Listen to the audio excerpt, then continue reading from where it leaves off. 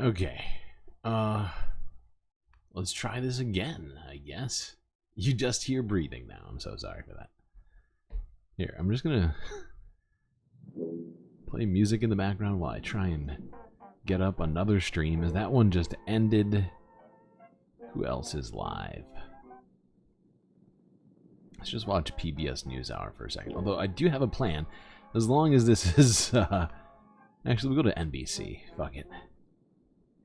But no, I have a plan, I think, in a second, just for some fun while we're hanging out. Hopefully, this doesn't decide to tank. It looks perfect right now. I don't know. All I did was reset the software. What do you want to hear from President Biden? Well, you know, so focused on what that means for people. What do you want to hear from President Biden? What's there to be? Who cares what President Biden has to say? All right, let's go here. By the way, I've given you all a Gary to help you get through this here Democratic National Convention. Hopefully, Gary will be with all of us. She started to articulate a bit of that on Friday, where she started to Let's get through this difficult time. Economic issues for real people. So there's the macro economy, the incredible success that this Okay, now let's hope this works and doesn't start acting up. Because this was working perfectly yesterday. We had everything working real nice. Job creation rates has hovered over, and for some reason people seem to think that Republicans have better. You've missed a lot of tech issues. Yes. Yes, you have. Perhaps thankfully for you personally. He will set forth the foundation of what has been done. These factories, I mean, there are thousands of factories that are cropping up across America. You talk to any of the construction trades, and they're saying a lot of police here. Work like this, it's so amazing. But those factories are being built, and that means people need to be hired. It's a big ass fence too. Jesus Christ. Act's only 2 years old that incentivized all of this economic activity. It's like a portable border wall. This thing is massive. You see what it's built out of? The foundation was laid, and then what she is going to do to take it to the next level. Do you think there is some needle threading that President Biden will do tonight, though, considering this is somebody who just like a month ago heavy wanted steel he wanted this to be his convention. It's rail. Not like he decided 2 years ago that this was going to be his last thing. President Biden is a hero. He is a hero for his. You appreciate my generosity. What did I do? The baton. When he did want this, it was something that he wanted, and he had to take into account all of the data that he factored in. Yeah, that's a great point. There's not a lot of people who would do that. There's not a lot BCAT of and men in power, Dirk, and I would say men because they're both making good countries. points. There's not a lot of men in power who would do that. In fact, a lot of people who are in that position would try to figure out how do I consolidate and not have to even run again, right? There's a lot of leaders around the world who are doing that. Having Biden speak after 8 o'clock in the evening is dangerous. And the selflessness to pass the baton to somebody who's very close. Oh, I gave you Gary. Ah, those positions forward. You talk about so men true. In power as a woman in well, it power, seems to be working fine now, though, right? The campaign, obviously, in 2016 of Secretary Clinton. So who knows what the actual problem is? In Kamala Harris, who is looking to break that class. I mean, number one, she has the benefit, truly, of having a condensed campaign. Honestly, we should have a discussion about whether our campaigns need to be 2 years long. But anyway, the fact that it's short. You think that's good for her? I do.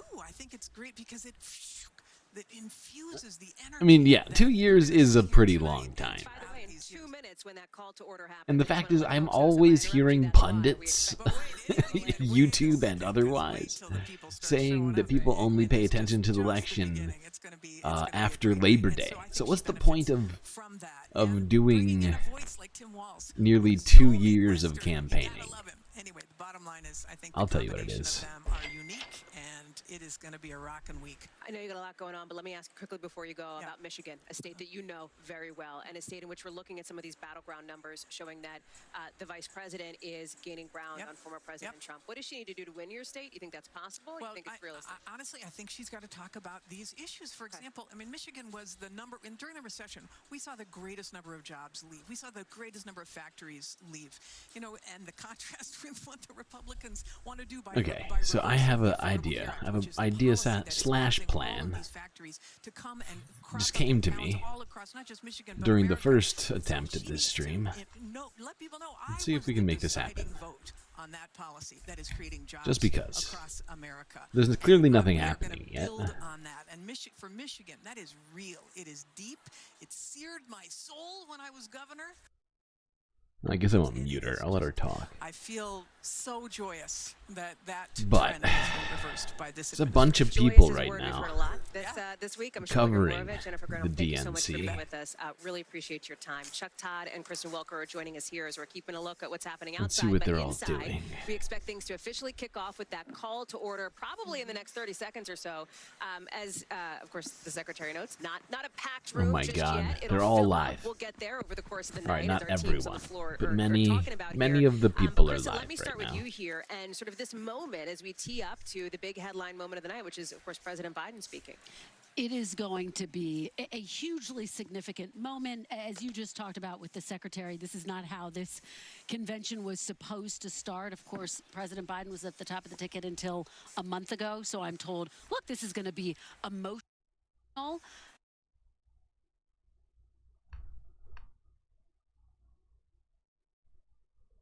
Told, look, this is going to be emotional.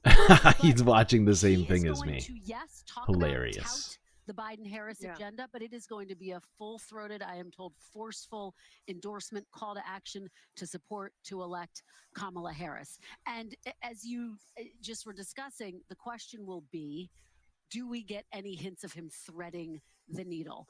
This is going to be a passing of the torch moment. And so it will be emotional as well. I should do it from my other And browser. we'll talk about the fact that, look, in I just 2020, realized. he ran as someone who would. That's what I should do. But he is going to, Had here from the Democrats that I've been talking to, lavishing praise on President Biden, almost, right? It becomes unbelievable. Like, it's hyperbolic. It's a lot, right? Pelosi has him on Mount Rushmore. Tim Walz says he's the greatest president of his lifetime. Heroic. I wonder what Barack Obama, Bill Clinton, Ronald Reagan might think of that, or people that are fans of those three presidents. So, and I get it. There's a guilty feeling in this room. So Fox is going to use the before shot does to make a his story speech of give how people small the permission crowd size structure was. to be excited about Kamala Harris and less guilty. I think in some ways it's Yeah, that his checks job out. is to do that. He's the That only checks new out. guy. That's right. Is to say, I'm good, I'm I've okay. let it Pretty go. sure that's going to Right, happen, you know? BCAT. So Making a if lot you're of sense. somebody out there who hasn't let it go, and we know there are some people out there that haven't. I think that helps there a little bit. Look, I go back to everybody wants to figure out the Biden legacy, and it's going to take time for us to truly find out what his presidential term looks like. Who succeeds him will matter, and all of those things. And frankly, even if Harris succeeds him, can she win a second term? Right? The more successful she is, the better his legacy is. But ultimately, this is who he is. He's been a good soldier in the Democratic Party his entire political career. And once again, he's being a good soldier. He isn't happy about it. He spent his entire professional life trying to get to the Oval Office. And the second he gets there, he's a bit too old to do the job. He won't fully admit that. But it's like, if only, I'm sure he's thought about this, if only I could have had it 10 years sooner. If only I had won in 88, or if only I had won in 2008, or if only, I'm sure he is lamenting, because we didn't see the Joe Biden I grew up professionally covering. I've covered his entire ambition to run for president. My first unofficial internship was in the 88, 87, helping people out with this race. Only 3, it was crazy. Yeah, I wish that was the case. And so, like, here's a guy who was dying to have it, and he finally gets his chance when he's a bit past his prime. And so I think that at the end of the day, he's being a good soldier for the party, because he knew the rest of the party. I mean, look, you can't deny what's happened. The party, clearly there were members that were just like, didn't believe they could handle a second term, and they were out. And they've come back just with the idea of Kamala Harris. We don't even know what kind of president. I just had a conversation with someone familiar with the situation who said, look, he still feels to some extent betrayed by some members of his party. I love how Chuck Todd can't figure out who Kamala Harris is. That's the other part of this. It's like struggling. Reality. He's like, oh That's God, part of how who is she? You have no idea. Stage tonight, but It's not like she's been in government I for doubt you will 20 see years. any hint of that in his public remarks, because his whole job tonight is to turn the page. Here's what we don't know, and I wish I knew. why did they protect him in a hermetically sealed bubble for the last 5 years? Did they do it because they thought he couldn't handle it? And if that's the case, then that's one thing.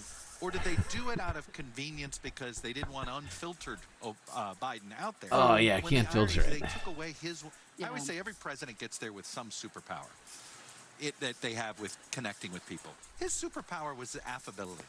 Get along with anybody. He was a backslapper. Was that it? The record. All of you have had off the records with him. Was that it, Chuck? Okay. I've had enough of Chuck Todd.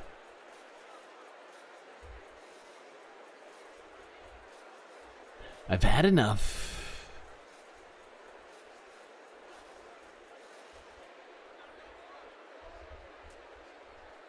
Chuck Todd's baseline is confused. That's a fair point.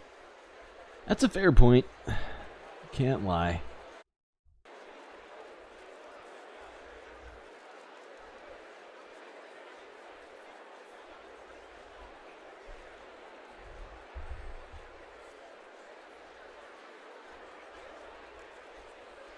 Clearly they don't have much to talk about if they're going on about Biden ifs. Yeah, I mean, it's it's pretty clear they don't have a whole lot to talk about.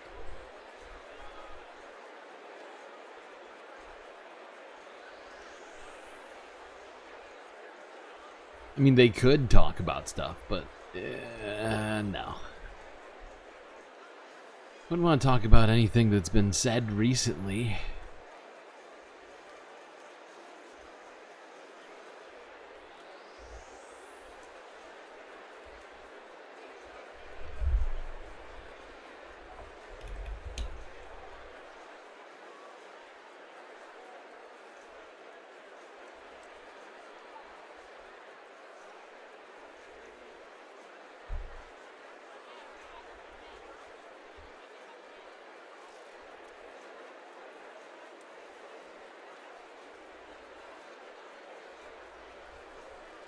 When does this thing actually start?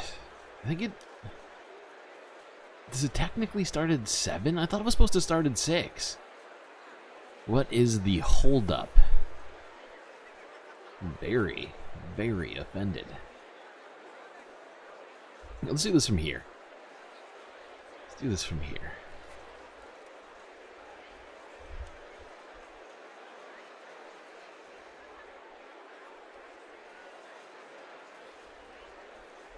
Should have a more zoomed in version of it though.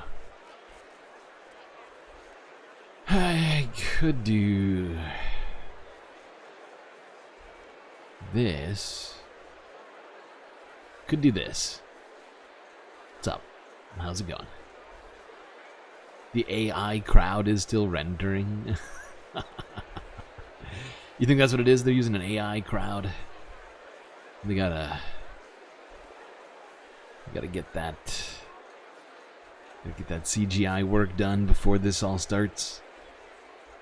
I mean, so far, if this is part of it, I mean, great job. It's looking very, very real. Aside from me. I just look real good. Okay, that's enough. That's enough.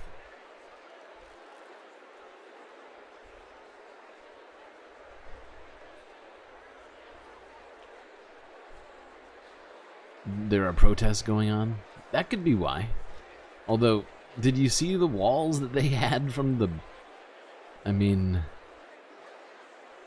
It would seem... They had that figured out pretty good.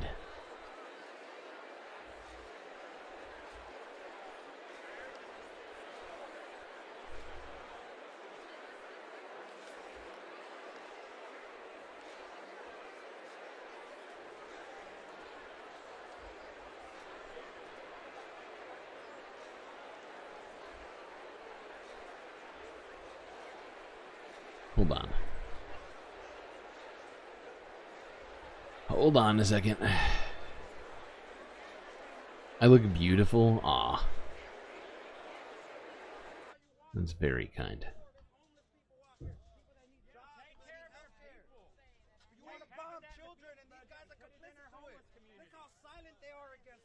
These are the same people they're protecting to drop bombs.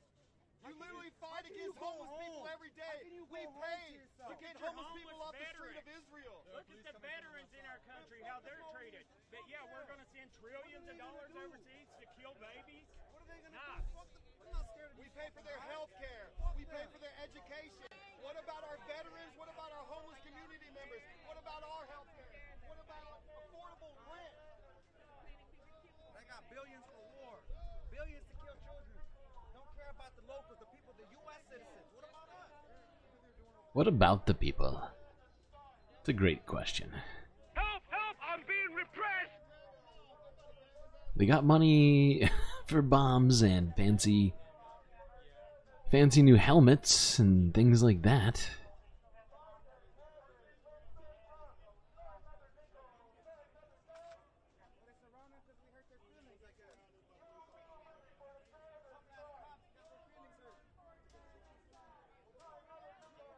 Another day. No more money for the genocide. No more money for the genocide. Illegal. Biden, Harris, listen up. Not another nickel, not another dime. Not another nickel, not another dime. No more money for the genocide. No more money for the genocide. Not another nickel, not another dime. Not another nickel, not another dime. No more money for the genocide. No more money for the genocide. Go get your tank. Okay.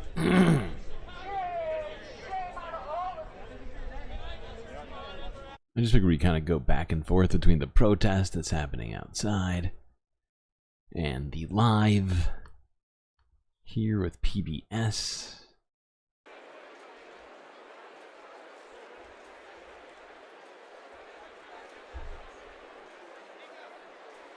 Vincent feels pretty. This is good. This is good. This is good. All space fams are pretty amazing.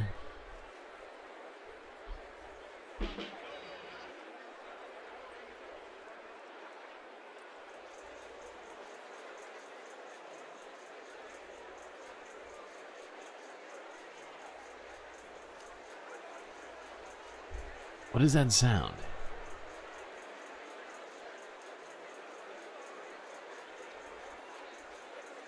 Do you hear that sound? Sounds like something's about to happen. Is it just me?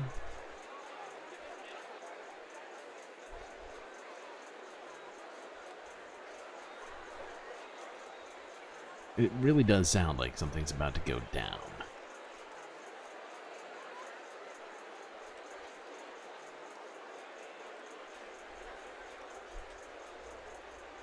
It's the sound of the people.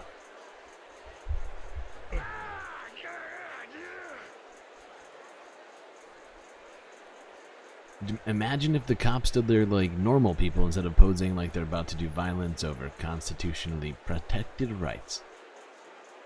Imagine.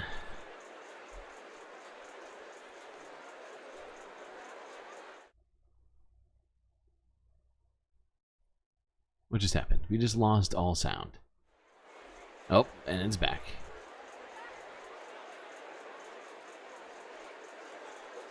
What? Kamala's YouTube channel turned off the chat? That is unacceptable. Illegal.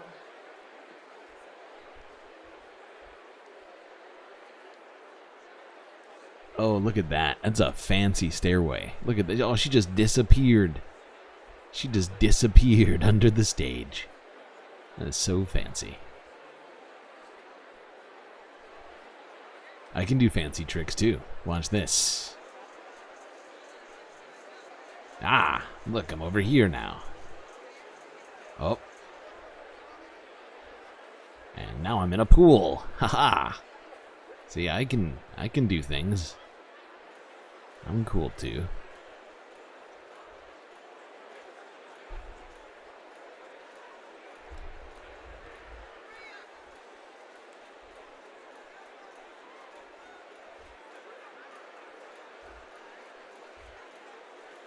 Whoopsies.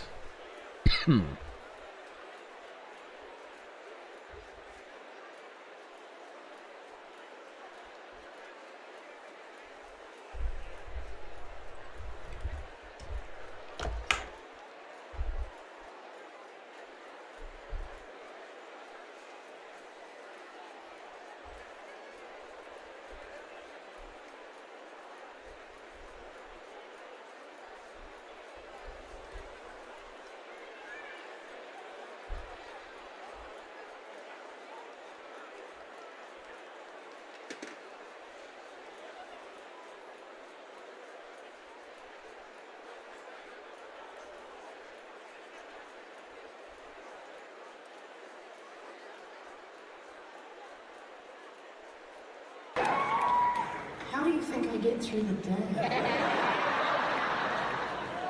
So you get your coffee at Pete's or Starbucks. You're asking me to do it. Is that what you're doing? You're so annoying. That's all right.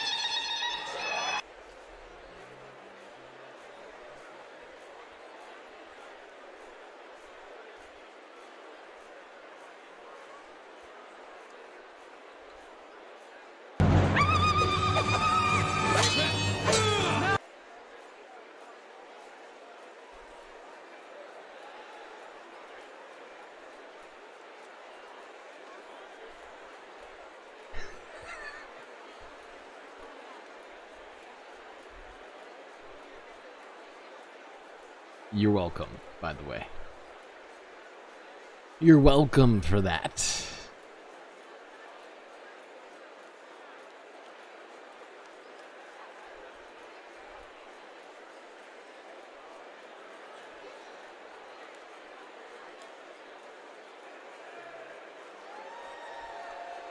Woo! Yeah! People in suits walking around slowly and awkwardly. It's very exciting. Oh my god. Can't believe that just happened.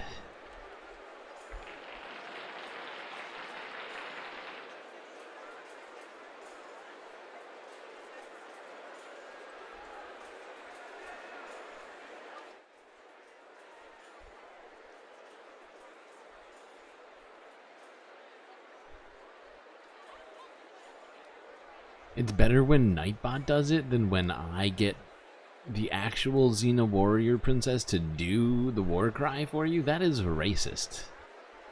That is racist, Soul Life. I won't have that.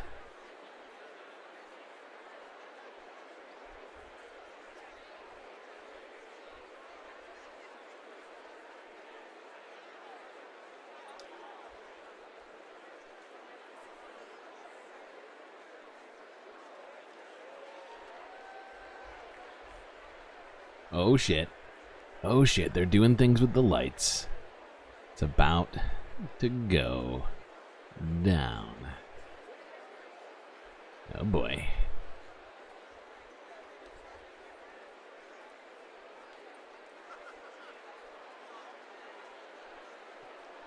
It's getting very serious in here.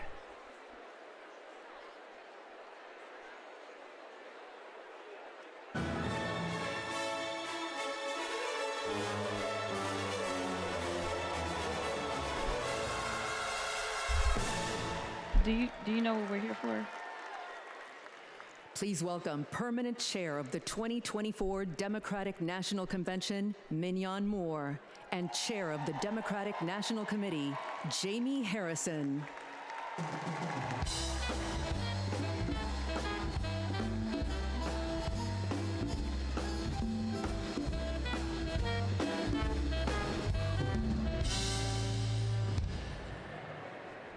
Here we go. Hello, everyone.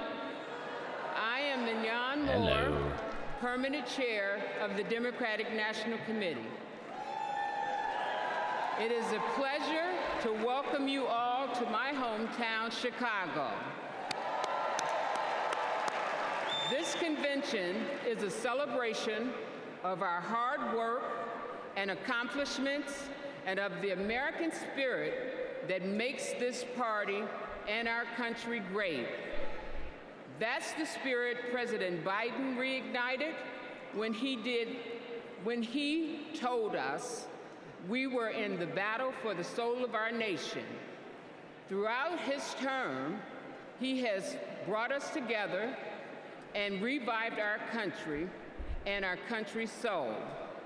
And last month, in a true act of patriotism, he passed the torch to the next generation and the next president of the United States, Kamala Harris. Oh, girl, baby girl.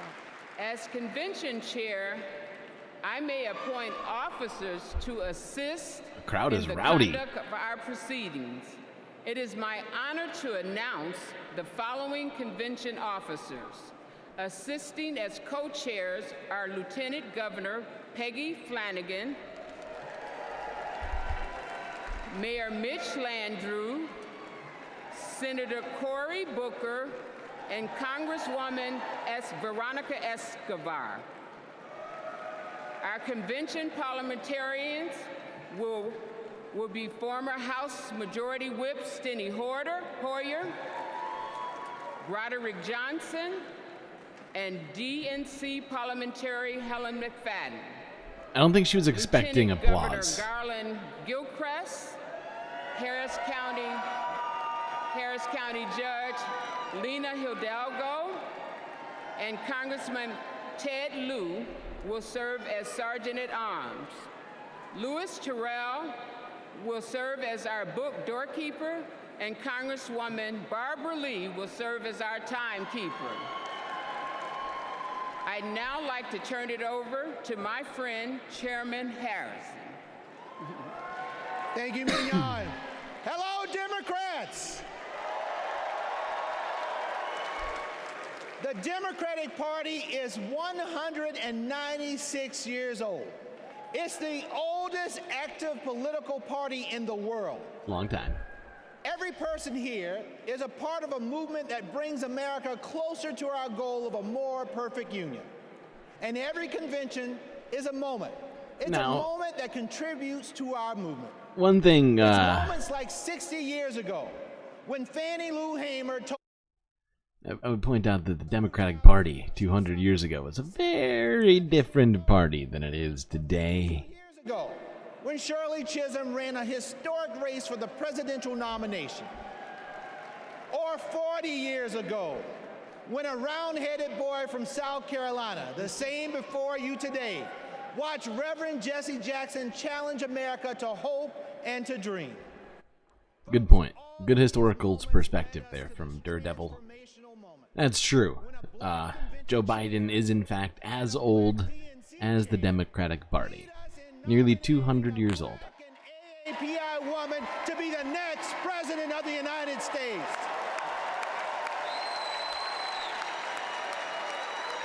Folks, this is because the Democratic Party is and always will be for the people, for our future. We are honored to be a part of American history as we gavel in this convention and celebrate this historic nomination. I would like to thank the incredible workers at this year's convention, the convention staff led by the amazing Alex Hornbrook, and our convention chair, I'm staying in the race. and my amazing staff at the DNC. You quite literally set the stage for us today, and we wouldn't be here without all of you. We hereby call the in-person portion of the 49th Quadrennial Democratic National Convention to order. Wait, they both had to say it at the same time. Why?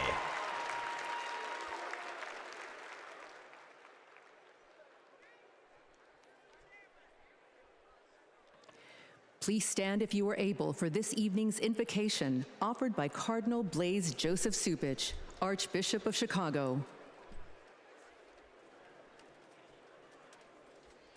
We need a bishop to start this? Is that is that really our thing? Let us pray. We praise you, O God of all creation. Quicken in us a resolve to protect your handiwork. You are the source of every blessing that graces. I don't know what this guy's gonna say, but this is definitely better.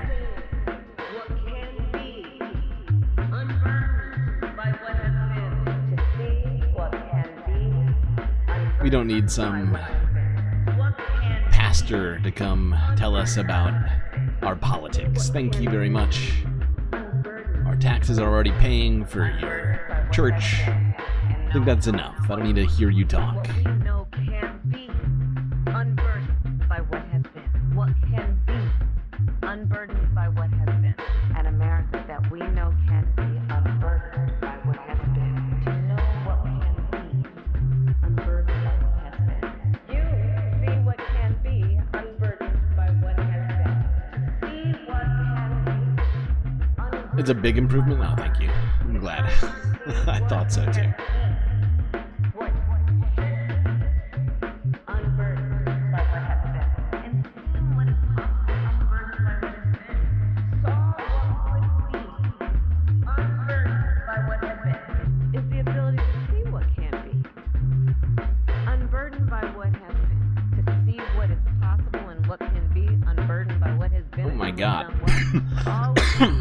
Do you see the guys standing up there in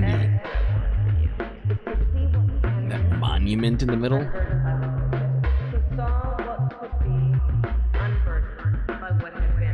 Next time it goes to the shot, look up. Next time it zooms out on the stage, there's two windows at the top where camera people are sitting or standing.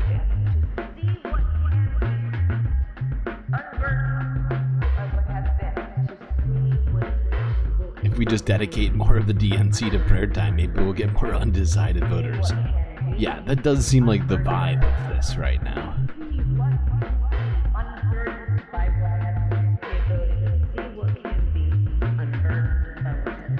I can't remember who said it today,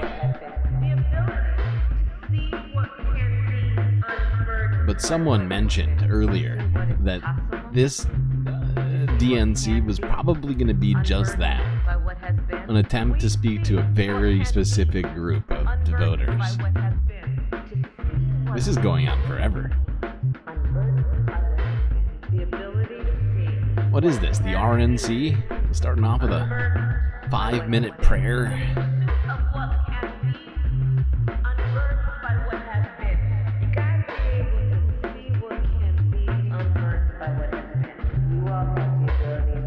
This lady's on her phone. Respect. Respect. She just noticed that the camera was looking at her. That was great. I loved that.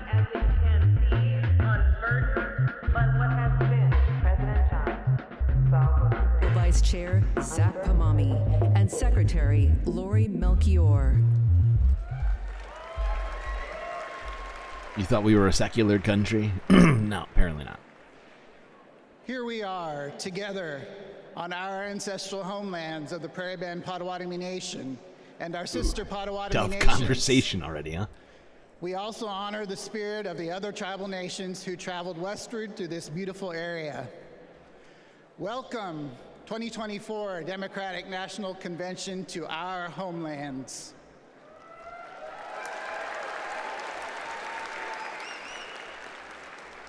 This land has and always will carry enormous importance to its original stewards, our ancestors, and our present-day communities.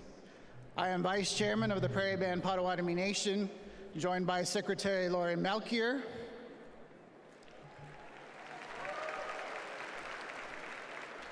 and our nation's Tribal Council, who are also with us in the audience. From time immemorial, our ancestors lived in the Great Lakes region. However, in 1849, an illegal auction by the U.S. government forcibly removed our tribe from our homeland. Since then, we have been working to reclaim it. Finally, this year, the Department of the Interior placed some of our ancestral lands west of Chicago into a trust. I'll be right back. I need to grab a drink.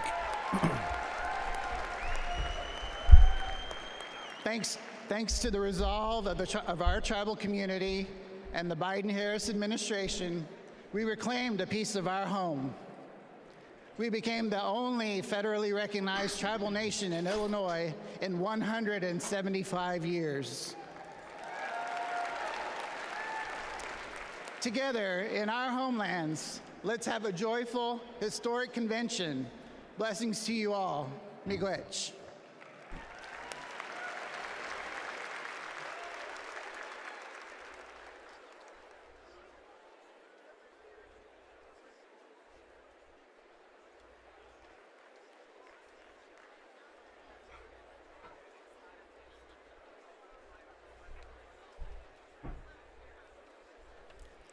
Please remain standing for the presentation of colors by the Illinois State Police Honor Guard.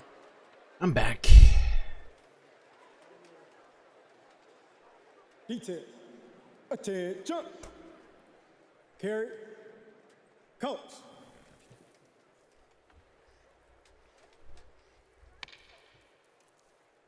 Forward. March. Left. Left. Left. So we're gonna start it off with Left. religion and then military. Wait, no, these are these Illinois State Police? Left. Colors. Colors turn. What is happening? Oh my God. Please welcome William and Charles Harrison from South Carolina to lead us in the Pledge of Allegiance.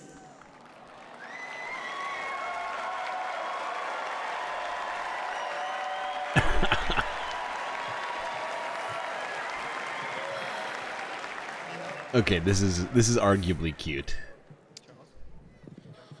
I pledge allegiance to the flag of the United States of America.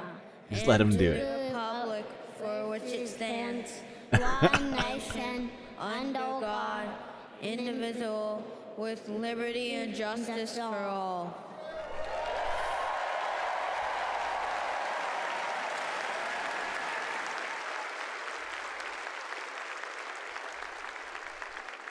Like, you can't blame the little kid for not knowing where to put his hand. He must be like 6 years old.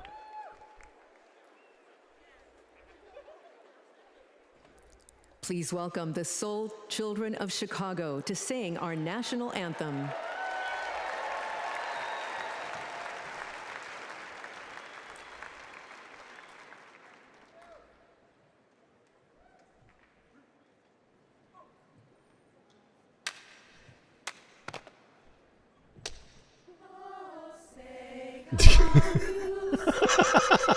I'm sorry.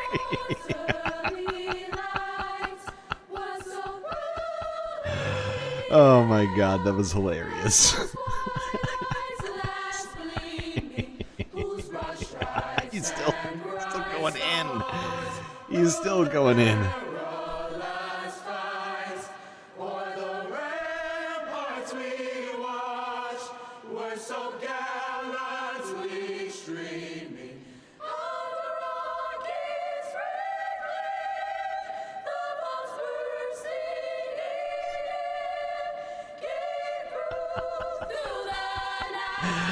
Oh my God. I love this choir director. He's making it very hard to pay attention.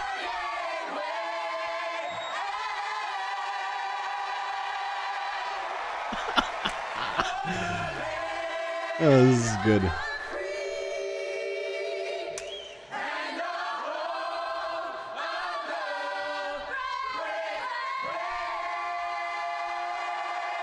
Like, that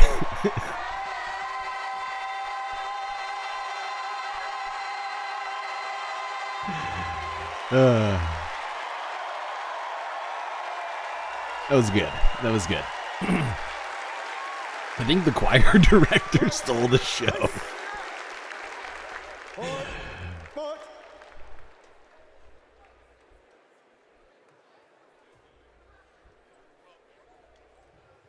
From before the first note, he was going at least 150%, if not 200%.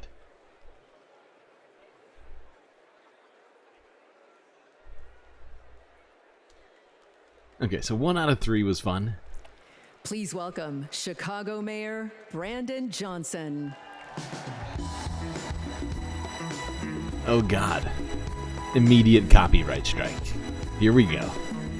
Oh boy. Settle down. Welcome to the greatest city in the world, Chicago, where Ida B. Wells and Jane Addams organized to deliver real transformative change across this country. Chicago, where Reverend Jesse Jackson united people from all different backgrounds to keep hope alive, and to a community organizer on the south side of Chicago, Barack Obama rose to the White House reminding us that yes, we can. And now Chicago, this city of hard work and caring people, is where Democrats will celebrate President Joe Biden and nominate Kamala Harris for President of the United States of America.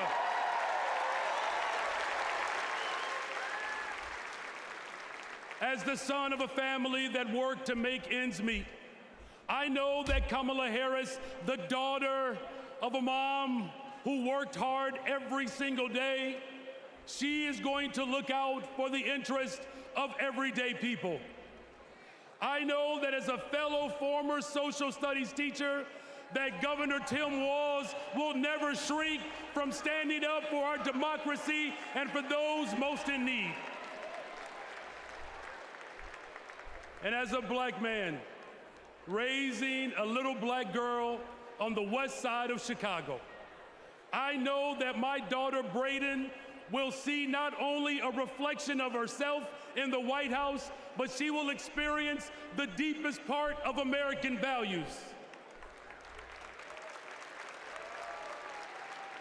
Think about it.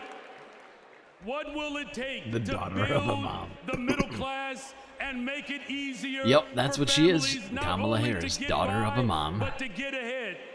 It will take someone with toughness to stand up for us. And let me tell you, America, Kamala's got it. What will it take to defend our fundamental rights and our freedoms? It will take someone with leadership who would fight for us. And let me tell you, America, leadership, Kamala, she's got it. And what will it take to defeat MAGA Republicans and move our country forward and not backwards? It will take everyone, and let me tell you all, Kamala, she's got us. From Mississippi, you heard she's also the daughter of a dad? To Delaware, wow. Kamala Harris, hot takes. She's got us. A lot of hot takes. From Michigan to Wisconsin to Nevada to California and right here in Illinois, Kamala Harris, she's got us. To the child care workers, to the tip workers, Kamala Harris, she's got us. And to make sure that this country ensures that families will have access to real affordable housing, to create a pathway to the American dream, Kamala Harris, she's got us. Together we can she's build got us, a she's better, got it, she's future. got and there's no them. place to start that than right here she's in the got it all, freaking folks. city in the world, the city of Chicago. God bless you all. Thank you.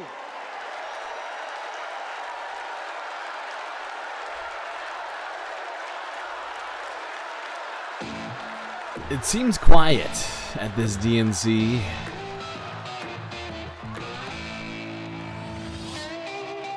This is our town. We've got steel in our spines, iron in our veins, and hope in our hearts. We've got the flavor, the guts, the grit, and those big shoulders you've heard so much about. We're a bold city, a proud city, a who you callin' second city, where 77 neighborhoods are one. A city of giants, a city with heart, a city with heroes, a sweet, sweet place to call home. We were born ready, baptized by fire, tireless, tenacious, tested, trusted. And like someone else we know, when we fight, we win. We're ready to rise to the challenge, to rise to new heights. Rise, rise, rise. Up, up, and away we go. We're ready to scrape the sky and reach for the stars.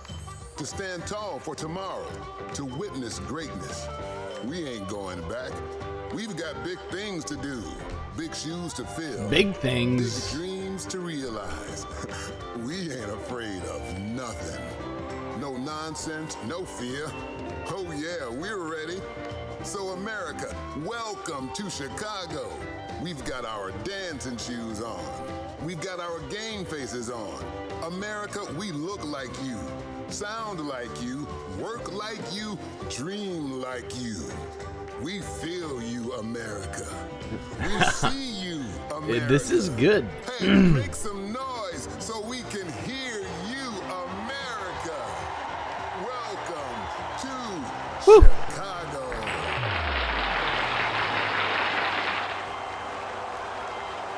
Certainly a better start than the RNC. That shit was unbearable. My fellow Democrats, River dance. There was even river dancing. In 1988. This is true. I saw it too. I was 12 years old, and my family was watching the Democratic National Convention. Now, to be honest, I wanted to watch something else. But we all knew when my grandfather sat in his chair, the TV was his. But folks, when Reverend Jackson came on, I paid attention. A black man from South Carolina, raised by a single mother. That was me. And as long as I live, I will never forget what he said. He challenged young people to hope and to dream. So that's exactly what I did. I dreamed big, I worked hard, and I never lost hope.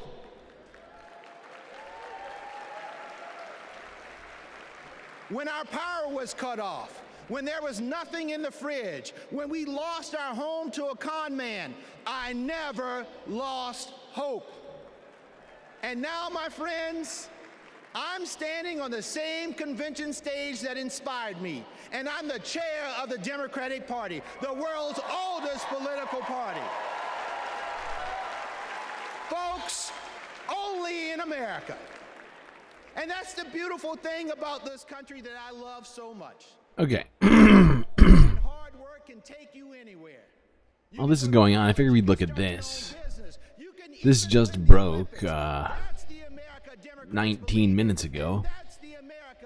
Anti-Israel protesters arrested after breaching barrier at DNC ahead of Biden's speech. Hundreds of anti-Israel protesters breached the first layer of fencing. Stop. Why are you doing this? Oh my god, the ads on this thing are insane. Holy shit. Anyway, it looks like 4 people were arrested for having breached the first layer of fencing. We're united in our pursuit of progress because, my friends, they saw us. They fought for us. They heard us. And under their transformational leadership, we have forgiven. Anti-Israel framing. It's the New York Post. They're the same people who, after Donald Trump got assassinated, claimed that the shooter was from China, or was Chinese. They didn't even clarify. They just called them Chinese. Well, I mean, we all know who the shooter was at the Trump rally. So New York Post, not the most unbiased or diligent journalists. They will lead us in the fight for America, and believe me, when we fight, we win. And folks, we can never forget who we're fighting for. This election is about Americans who are watching right now, wondering who's going to finally pave that dirt road, or make it easier to feed their family, or get medical bills under control. This election is about those who believe anybody can achieve their dreams if they work hard and trust in the endless possibilities of America. This election is about communities who need to see that hope and joy will always overcome fear and chaos. This election is about every little boy inspired by a party chair who looks like him, and every little girl who will finally see a president who looks like her. My friends, we are paving a path for them. We're working toward a brighter future for them, and we need each and every one of you to join us. In my beloved home state of South Carolina, our motto is, while I breathe, I hope. You block Origin. Folks, I believe in the power Stop of showing hope, us but it's gonna ads. take I don't more get than paid hope to for win it. this election. So in the next 78 days, our motto can't be just, while I breathe, I hope. It must be, while I breathe, I vote. Because that is how we make hope real for all of America.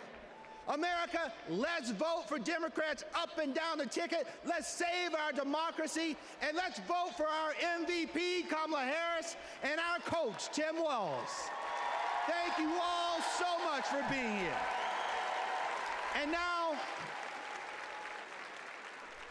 it is indeed my Okay, it looks like pleasure people to are still introduce our filing next in, speaker, kind who of. will be co-chair for They just tonight. started this. They're like, ah, fuck it. This is a young woman who is the current lieutenant governor No of the child great is state of inspired Minnesota. by a partied chair. That's a fair point. And when That's a Tim fair point. Walz becomes vice president, she will become the first Native American governor in this great country. Folks, let's welcome Peggy Flanagan. I mean, I'm an adult and I struggle to be inspired by a party chair myself. Seems a little antithetical. Good evening. Thank you, Jamie. As we gather Ooh, that's a together fun suit. on this historic night, we remember those who came before us, who fought and prayed this moment into existence. The suffragists and the abolitionists, the activists who fought for our rights, the leaders who paved the way for us all.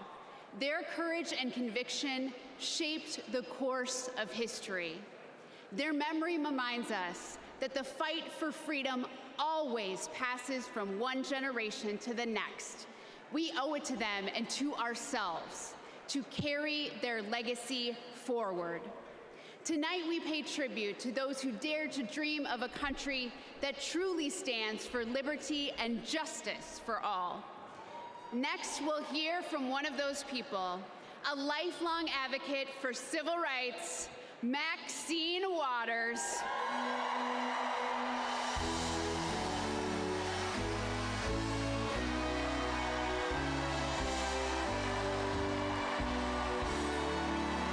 Okay.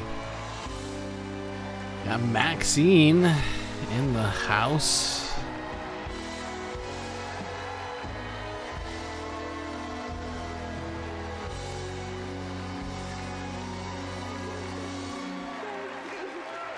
Wow. Hello, delegates. Now, you know, I've seen a lot in my lifetime. I was just 22 Yep, years old. Dems are the fun party, not just stuff you see.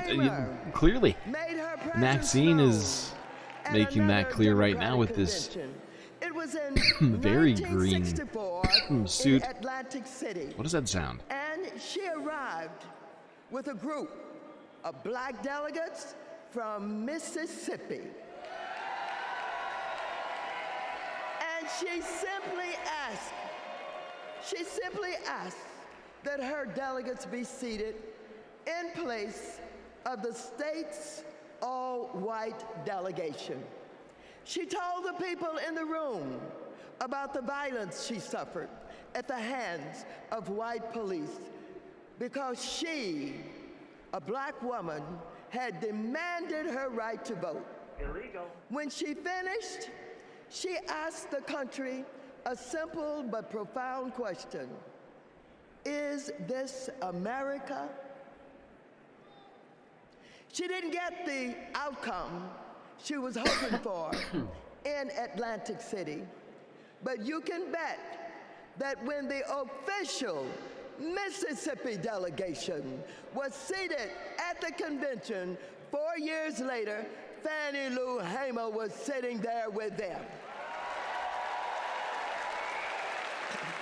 Now here we are, 60 years later at another Democratic convention with Kamala Harris as our party's nominee. Oh, so I know there is no better leader to marshal us into the future. Kamala has been a courtroom prosecutor, a district attorney, an attorney general, a United States senator, vice president of the United States. And when the dust settles in November, and Americans of all stripes have elected her, their president, I know she'll be thinking about Fannie Lou, who I happen to know is one of Kamala's heroes. In that moment, all of us, from New York to Pennsylvania, to Arizona, to California,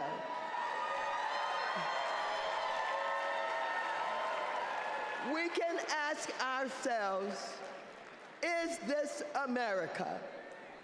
And we will be able to say loudly and proudly, you're damn right it is.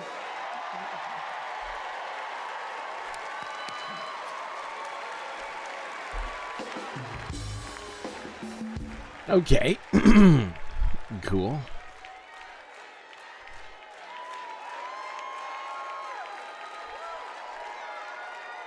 White working class voters are already tuned out. Wow. Of the NAACP, Is that what you think, Soul Life? They can't and President and CEO possibly of the National handle seeing Coalition this on Black civic many participation, people of color at Melanie once. Campbell. It's too many.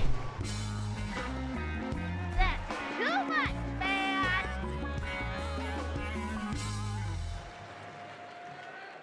Good evening.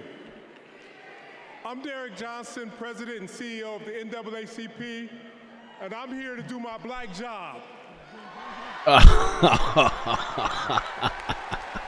Since the founding of our nation, we have been on an unending march to protect this imperfect union. Tonight, we celebrate the power of the collective, of what is possible when we are all in for all people. But as we do, let us not forget the history that preceded this moment or the history makers who prepared us for it. As we just heard, in 1964, the Mississippi Freedom Democratic Party, led by Fannie Lou Hamer, and Mississippi NAACP State President Aaron Henry, who stood tall and challenged a process that excluded them to ensure that we will all be recognized here tonight. In 1973, the historic elections of Where did he get this Atlanta's hat? Mayor Maynard Jackson, Detroit's Mayor Comey Young, and LA's Mayor Tom Bradley paved the way for another historic election just 10 years later, right here in Chicago, with the election of Harold Washington as the first black mayor of the city of Chicago. And in 1988, the Reverend Jesse Jackson, in his second quest for the White House, inspired us all to keep hope alive. Now, this is important because we must all understand Black history is American history. Arguably the greatest work of nonfiction of the 20th century. And in this historic moment, we will write the next chapter together. You feel like this appeals only to wealthy liberals and not working class? Well, this is the Democratic National Convention, after all. Melanie Campbell, President They got to appeal to the and donors. CEO of the National Coalition on Black Civic Participation and National Convener of the Black Women's Roundtable. We have come this far by faith. And for Black women, this moment has been a long time coming. Vice President Kamala Harris's path to becoming the Democratic nominee for President of the United States has been paved by the leadership, sacrifice, faith, and patriotism of generations of black women. Black women like Dr. Dorothy Irene Height, Diane Nash, Ella Baker, Amelia Boynton Robinson, Barbara Jordan, Shirley Chisholm, and Reverend Willie Barrow. Women whose optimism about what America could be and their fight to make that vision real redefined the leadership role that black women could play in moving our nation forward. As president, Kamala Harris will lead with power, brilliance, and strength from the highest office in the land. You hope this gets more votes than it loses? I also hope that. I don't know what this world is coming to. We resist those attacks collectively, and we will stand together. Do we believe in freedom? Support human rights. We believe in that. Support self-determination. We're built on that. Stronger This is a Jesse Jackson montage. From our history. The institutions of this country belong to all of the people who inhabit it. Medidoctors. Jesse Jackson took to the stage at the Democratic National So many Convention emotes in Chicago, chat suddenly. knowing the uphill battle he would face in composing the score of a harmonious nation. Reverend Jackson started out very young. He opened the door, and he continues to do that even now, that all of us have a responsibility for other generations to come behind us. Jesse Jackson's candidacy in 1984 helped to pave the way for Barack Obama's presidency in 2008. His 1988 candidacy helped to reshape the Democratic National Committee. His candidacy was before its time. Fueled by passion and determination and marching to their own beat, our civil rights leaders laid the groundwork for lasting change, dreaming of a country where equality and justice inspired the next generation. We need the energy of our young people. We need the wisdom of our elders. We all can be proud to say that we are truly a leading democracy and we respect people's ability to exist. You think it's another 2016? One piece of unbroken cloth, the same color, the same texture, the same size. America's more like a quilt. Many patches, many pieces, many colors, many sizes. Standing on the shoulders Is of that giants, Drake? Kamala Harris is the candidate who encompasses the brilliance, determination, analysis, and the action to carry the torch lit by the founders of the movement. There's only one choice to Taking a nap? represent our Okay. collective You nap. voice. What kind of country do we want to live in? Value system of the modern Democratic Party has been shaped by the civil rights movement of the 1960s. There's a direct line from 64, the National Democratic Convention, where Fannie Lou Hamer asked to be seated, in 2024, where a black woman is the Democratic nominee. It's been a long struggle and a long journey, but Fannie's going to be vindicated and Shirley Chisholm's going to be vindicated in the 24 Democratic Convention. I wonder if I could sit in a room with Shirley Chisholm, Rosa Parks, with Coretta Scott King. What would they say about what's happening today? The civil rights movement has been a key part of organizing the agenda, not just of the Democratic Party, but of democracy. This is the hope that runs through Kamala Harris. Why don't we live in a stress-free One where practopia? hope, change, and freedom are the drumline of our democracy. I stand before you today as a candidate for the Democratic nomination. Because some people want for everything for presidency of the themselves, United States I of guess. America. That'd be my stand before you today to proudly announce you know, I am now knee-jerk reaction, I suppose.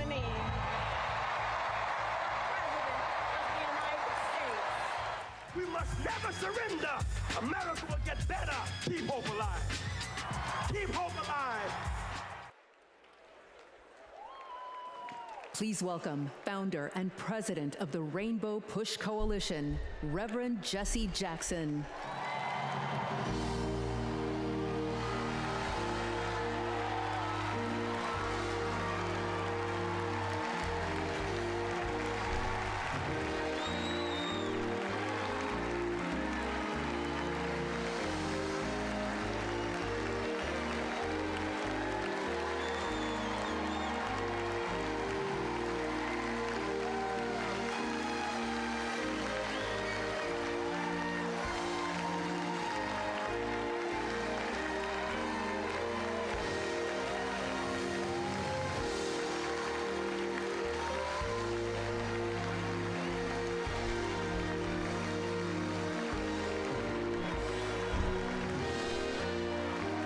Doesn't Jesse Jackson have like Parkinson's or something?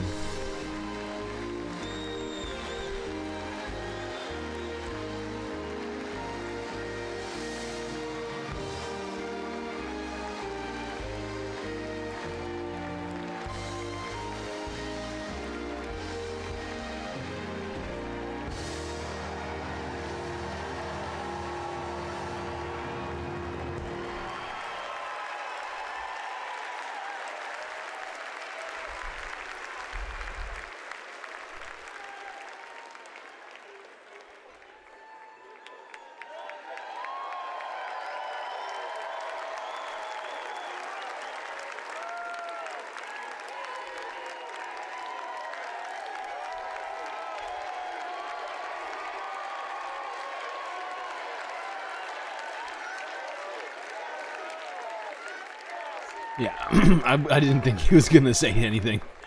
I was like, I'm like 90% sure he has Parkinson's. He's old. He's old as fuck. He's got to be nearly 80 years old.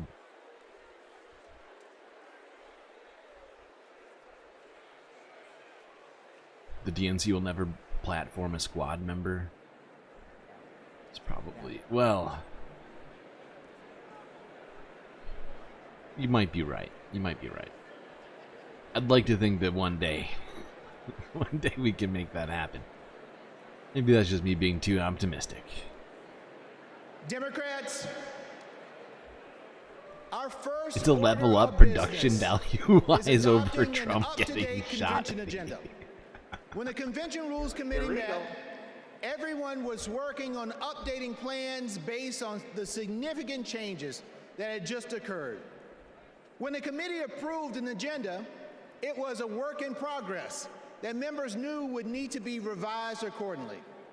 We now have an agenda for the next 4 days. The agenda is included in the Standing Committee report booklet emailed to each convention participant.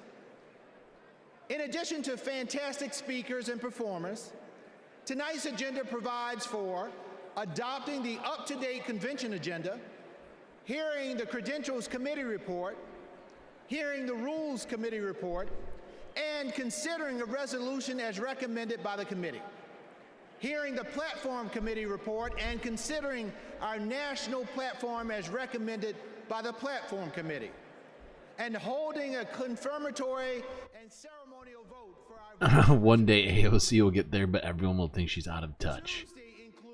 Yeah. So in like 30, 40 years. Yeah, you're probably right.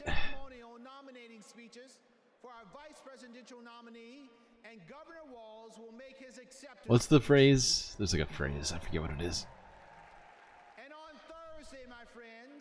He does have Parkinson's. The thing that's bothering me right now is that Nightbot seems to think it's 2020. Is that anybody else dealing with that problem right now? So now, delegates, the chair will entertain a motion to approve the up-to-date agenda. Is there a second? All in favor of approving the convention agenda, please say aye.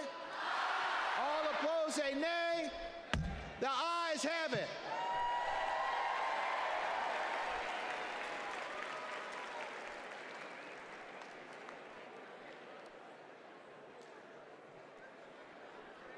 Are we going to the next one?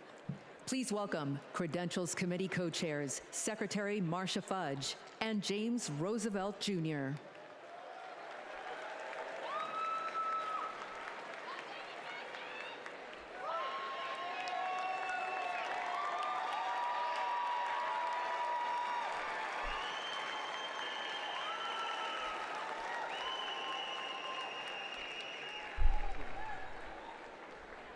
Greetings, my friends. It is an honor to have served as co-chair along my friend Jim Roosevelt. Pursuant to the Wow, I think he's the first old white guy to show up. met and adopted a resolution to credential the delegates and alternates to the 2024 National Convention. I am pleased to report that there were no credentials issues to be decided by the committee.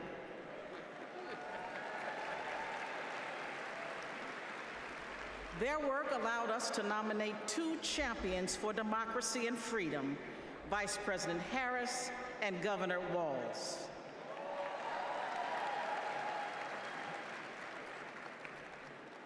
Our delegate selection process is designed to ensure every voice is heard and every vision is heard, and our delegates accurately represent their electorates.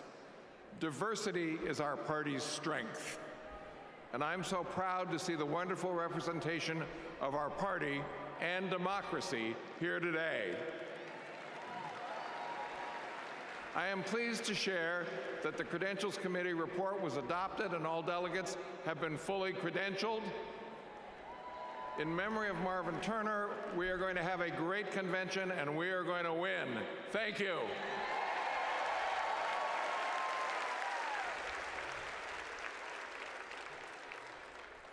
Please welcome Rules Committee Co-Chair, Bishop Leah Daughtry. Ooh, the Rules Committee Co-Chair, you say?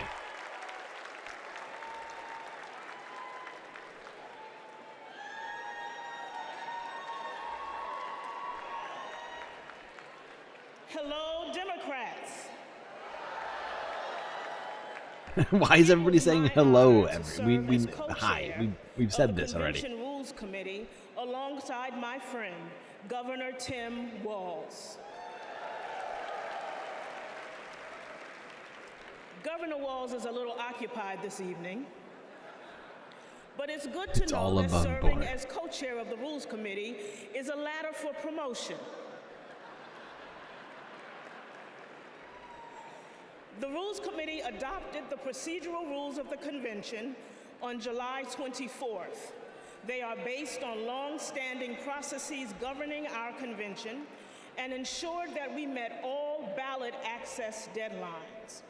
The rules established the virtual nominating process for the party's nominees and set the stage for in-person votes at the convention to adopt our platform and resolutions recommended by the Rules Committee, as well as to cast celebratory votes on our nominees and hear their acceptance speeches. Under the Rules Committee authority, the Rules Committee is recommending for your approval 1 resolution. Contained in the committee's report, the resolution supports the current practice regarding automatic delegates. Is anybody else hearing her every time she breathes in? It is fucking with me. The co-chairs are pleased to move the adoption of this resolution on behalf of the Rules Committee. Thank you, Bishop Daughtry. The Rules Committee has Another bishop. moved the approval of the resolution. Is there a second? I don't want you to... What? No. Everybody is allowed to greet each other. Totally fine. All those in favor of the committee's recommendation to approve the unity resolution say aye. Hoping your computer goes up in flames before Hillary comes in. I'm pleased to report for the record that Great with point. the majority of delegates having voted in the affirmative, the resolution has been approved. My thanks to our Rules Committee co-chairs and members Hello, for your centrist types, yeah. to build a transparent and inclusive party. It's a sea of centrists.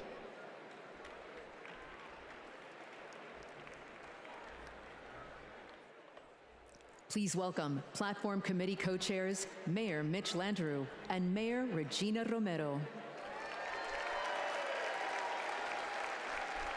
You think Hillary is going to come and make herself presidential nominee? She's going to bring a dragon.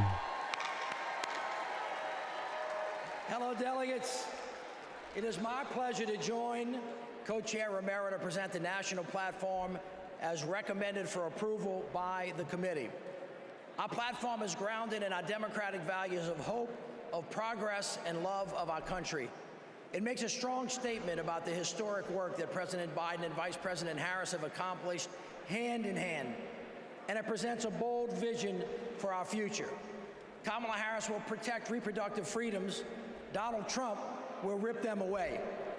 Kamala Harris will lower costs for Americans, expand access to affordable health care, protect and strengthen Social Security and Medicare. Donald Trump will cut taxes for billionaires and big corporations, and he will pay for it by putting health care and Social Security on the chopping block. Kamala Harris is going to defend our democracy. Donald Trump is going to undermine it. The choice before us is clear, and the stakes could not be higher. Buenas noches, demócratas. Mayor Landrieu, it was a pleasure to serve as your co-chair. I also want to recognize Louisa Terrell and the drafting subcommittee for their work. This platform was passed by the Platform Committee on July 16, prior to the President passing the torch in an act of love and patriotism.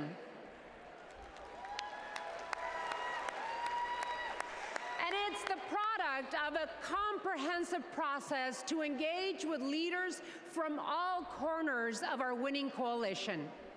Hundreds of submissions, hours upon hours of hearing and testimonies, countless conversations with community leaders and grassroots Democrats. It's not packed, no.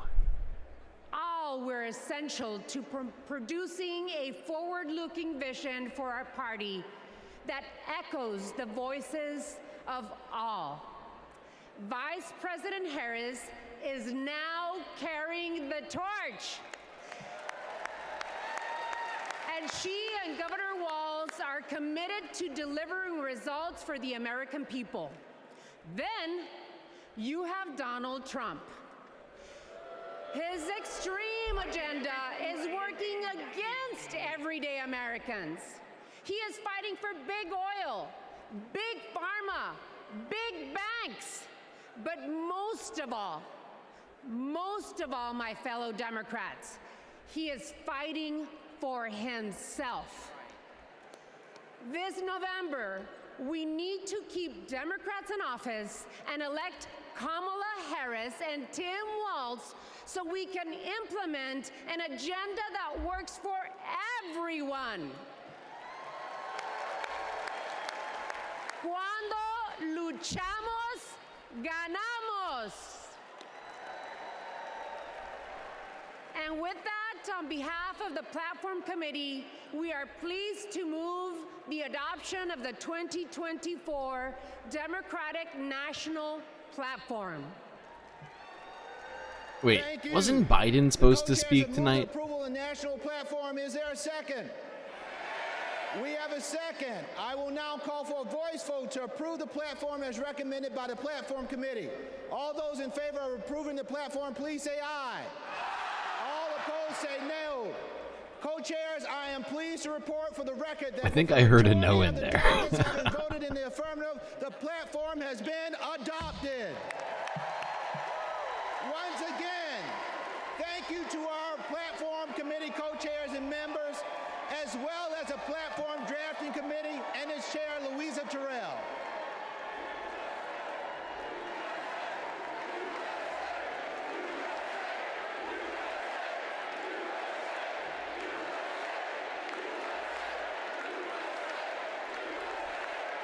Okay.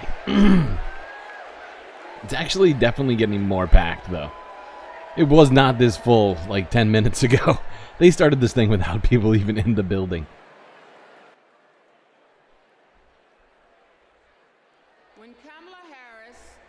How do they pick? How do you become a delegate? I think it's there's like multiple routes to it. I mean, there's like the official route. And then you can, like, you know, be somebody that somebody knows. That certainly helps out. In Vice President Tim Walz. Come on, give it up for Vice. But there is technically a process and supposed things. Really, pretty sure they just pick.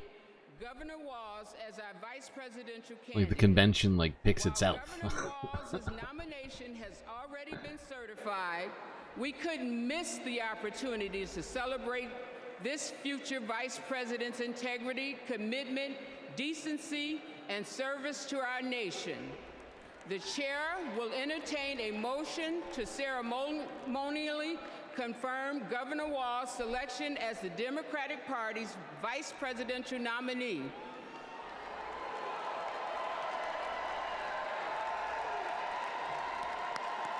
We have a motion. Is there a second? We have a second. We will now have a voice vote on the motion to ceremonially confirm our vice presidential nominee. All in favor of the motion, please proudly say aye. All opposed? The ayes have it. They certainly seem to. I'm thrilled to proudly reaffirm Tim Walz as our Democratic nominee for vice president.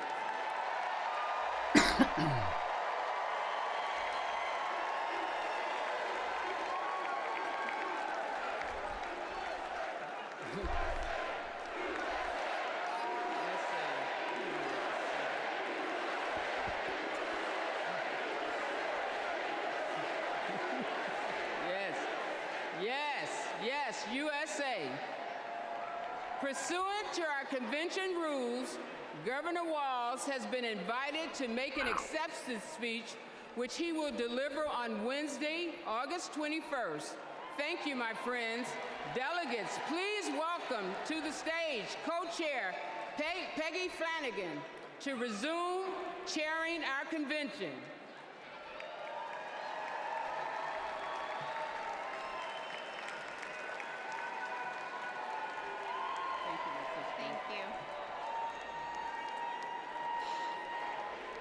Thank you. Thank you. Well, good evening, and welcome to the first night of the Democratic National Convention. I'm Peggy Flanagan, Lieutenant Governor of Minnesota, and I am thrilled to be here in Chicago with Democrats from across the country. She does genuinely seem excited. Kamala Harris and Tim Walz and their vision for America. It's been 8 years since we last came together as a party, and I can feel the excitement in this arena. It's filled with energy and with joy. Our theme tonight is for the people. We'll hear from union leaders, civil rights advocates, and our fellow citizens. And we'll hear from our president, Joe Biden, who has been a champion for the people for his entire life. My name in the Ojibwe language is Gigi Wewedam Ukwe, or in English, speaks with a clear and loud voice woman. Speaks in a clear and loud voice woman. And my family is the Wolf Clan. And the role of our clan is to she really ensure lived that up we to her never name. leave anyone behind. That's why I am supporting Kamala Harris and Tim Walz to be the next president and vice president of the United States. For almost 6 years, I've worked side by side with Governor Walz. I've seen how hard he's worked for Minnesota to be the best place for kids to grow up.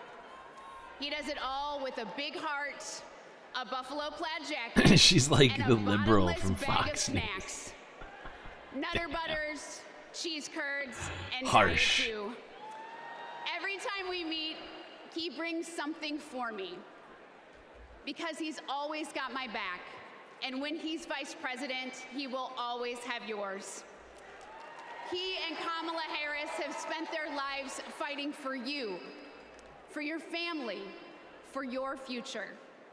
So whether you're a lifelong Democrat or just tuning in, Oh my god, thank she you for does being kind part of look like this Julia evening. Roberts.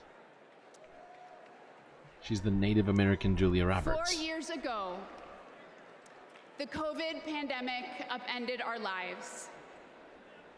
My brother Ron was the second person to die of COVID in the state of Tennessee. We couldn't see him. We couldn't have a memorial. And millions of American families went through the same thing. Our communities were suffering. Our economy was struggling. and Donald Trump was playing games. Our country was brought to the brink by his failure to respond. But the Biden-Harris administration stepped in with quick and decisive action. They contained the virus, created millions of jobs, and invested in our nation's future. Under their leadership, America began to heal.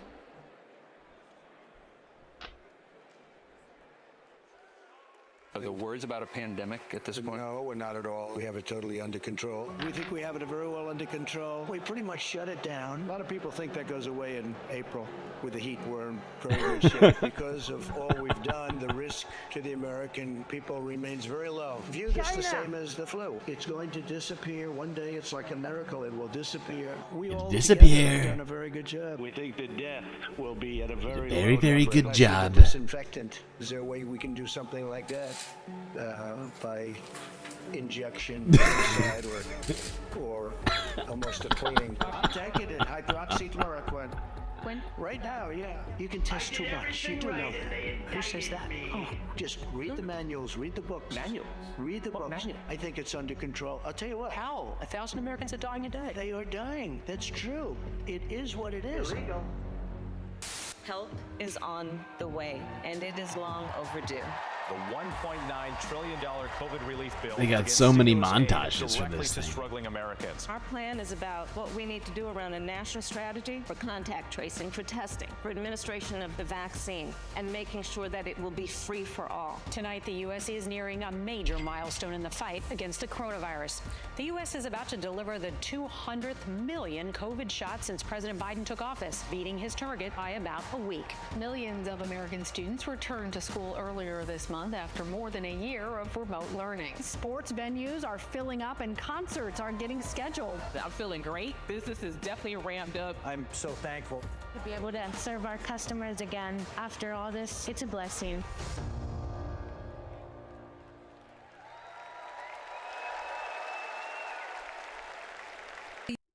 Illinois Representative Lauren Underwood.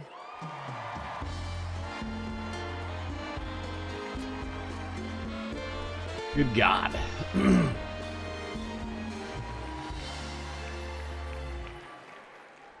Are we really doing 4 days of this? Is it 3 or 4 days? Health crisis in a century. Donald Trump failed us. But Joe Biden and Kamala Harris got it under control. Donald Trump said, "It is what it is." Joe Biden and Kamala Harris said, "Help is on the way." Democrats in Congress tried to lower the cost of health care. Donald Trump tried to take our health care away. We tried to expand Social Security and Medicare. Donald Trump tried to cut them year after year after year. He took the Very true. and turned it into a catastrophe. But this is slick compared to the GOP, reminding everybody how shit Trump was. I think that was a slick move. And honestly, the RNC was just unbearable. I mean, we tried to watch it on this stream. It's just terrible. It was just... I tried to block it out at this point. I am determined to protect the people who are most at risk. And as the youngest black woman ever elected to Congress, I am painfully aware that black women, especially pregnant women and new moms, were more likely to die from COVID. I wrote the Momnibus to protect those women and to address the maternal health crisis. And that bill was introduced and championed by Senator Kamala Harris. Because she protects the people who are most vulnerable. She's done it for her whole career. As Vice President, she and President Biden passed my legislation to make healthcare more affordable. And now, 4 out of 5 Americans can get covered through the Affordable Care Act for $10 or less per month. And under the Biden-Harris administration, the number of uninsured Americans hit an all-time low. 4 years ago, it was not safe to hold a convention like this. Oh God. But tonight, Joe Biden is the big finish tonight. gathered in this arena in He's my the home closing state of act. Illinois to make sure Woof. Kamala Harris is the next president of the United States.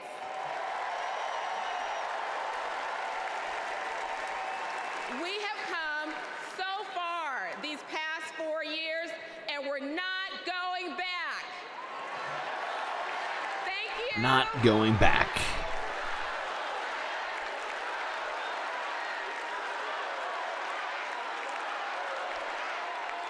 That's a chantable slogan right there.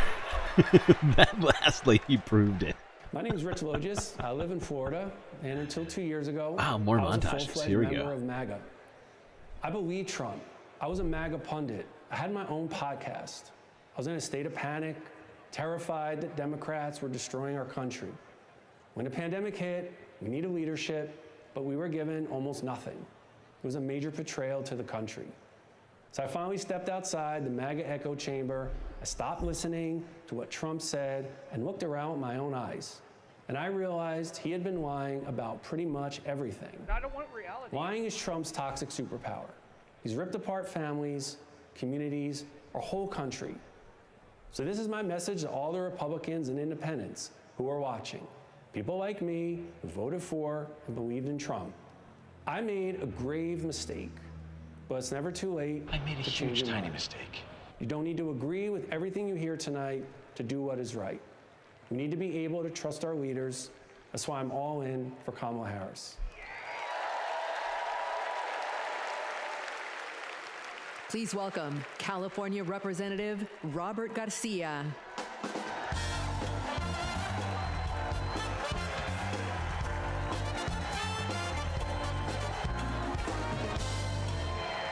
Thank you. Thank you. We all remember. We all Ugh, remember come on, the top world chat. in 2020. It is illegal. Where we were, and for some of us, who we lost. Now, I was in my second term as mayor of Long Beach, California. And my mom was a healthcare worker. Like many of you, I watched in terror and horror as the COVID pandemic consumed our lives. As mayor, I fought for more hospital beds. Did you hear Little John more say tests, yeah? And to make masks Yeah, he must more be at accessible. the DNC, What I we guess. needed at Big that Kamala moment supporter, I guess. was national leadership. But instead, we got Donald Trump. While schools closed and dead bodies filled morgues, Donald Trump downplayed the virus. He told us to inject bleach into our bodies. He peddled conspiracy theories across the country. We lost hundreds of thousands of Americans and our economy collapsed. Now that summer of 2020, my mom and my stepfather both died of the COVID pandemic. Jesus Christ. And is that I miss true? them every single day. Oh my God. So when Donald Trump and his MAGA extremists like Marjorie Taylor Greene downplay the horror of the pandemic, it should make us all furious.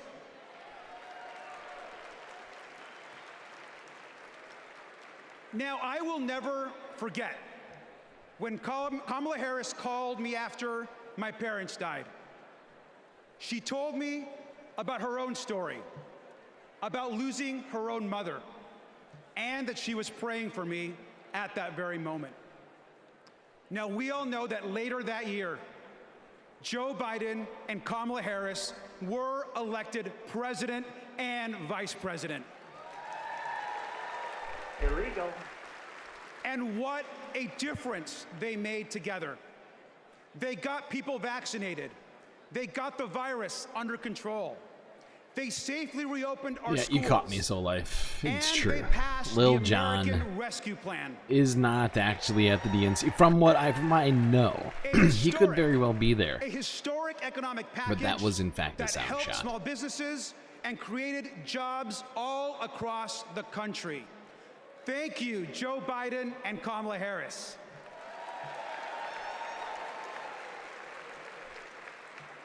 Now, I am a proud immigrant who came to the United States as a young child.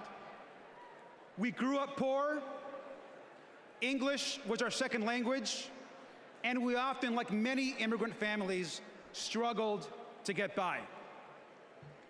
But my mom, she moved here to the United States because she believed in the American dream. I'll never forget the day that I became a United States citizen.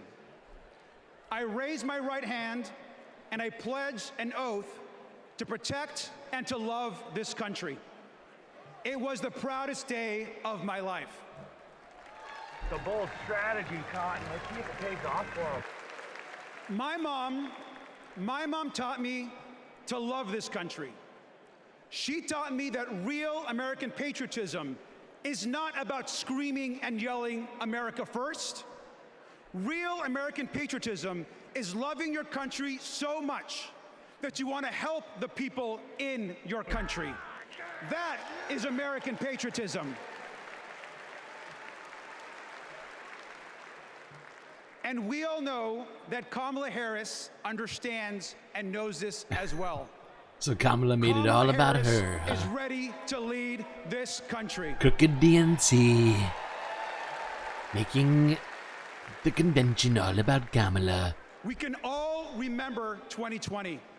We can all remember the horrors of Donald Trump. But let's remember, most importantly, tonight and every single day this week, that we are not going back. Thank you.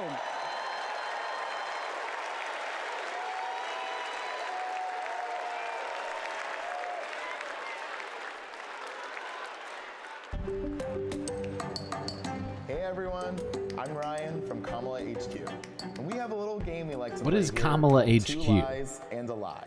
We list out 3 things Donald Trump has said, and then we try to figure out if any one of them is true, which they're not. Let's play. First up, jobs.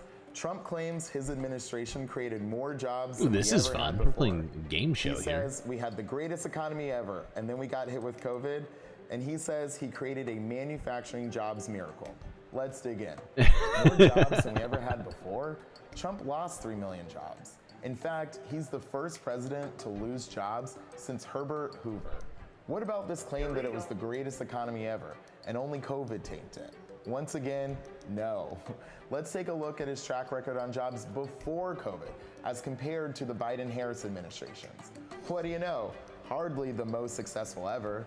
And about his supposed manufacturing miracle, Trump talked a big game, but actually lost 178,000 manufacturing jobs.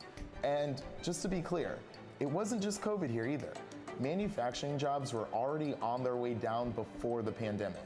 So that's round 1.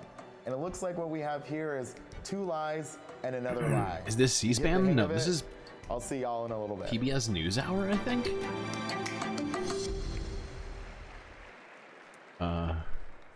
Donald Trump downplayed COVID while Americans were living in fear. He lied about creating jobs while our communities were fighting to survive.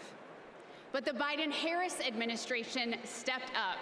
They actually took decisive action to create jobs, support small businesses, and rebuild a stronger and more resilient economy. Kamala Harris is a leader we can trust, even in our most challenging moments, especially in those moments. Donald Trump dithers, Kamala Harris delivers. Donald Trump abandons vulnerable people, Kamala Harris protects them. Donald Trump bullies scientists, Kamala Harris believes them. Our next two speakers will tell us why that's so important. Please welcome Brian Wallach and Sandra Abravaya.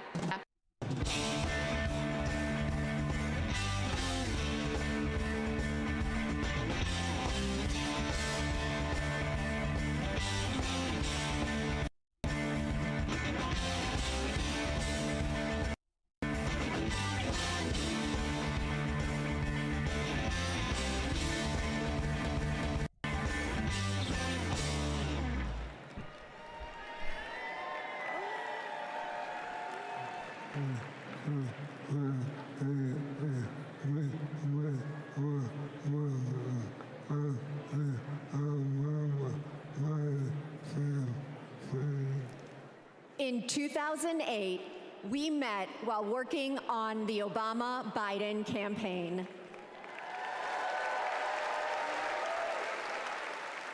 We found our way there because we believe in the power of organizing.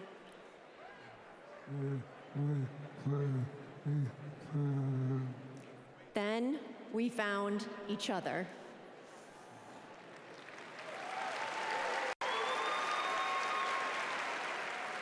The day we brought second daughter home from the hospital, diagnosed with ALS.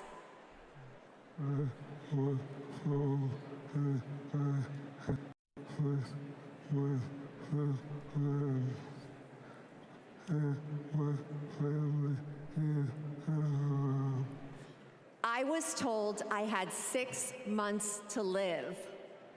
That was 7 years ago.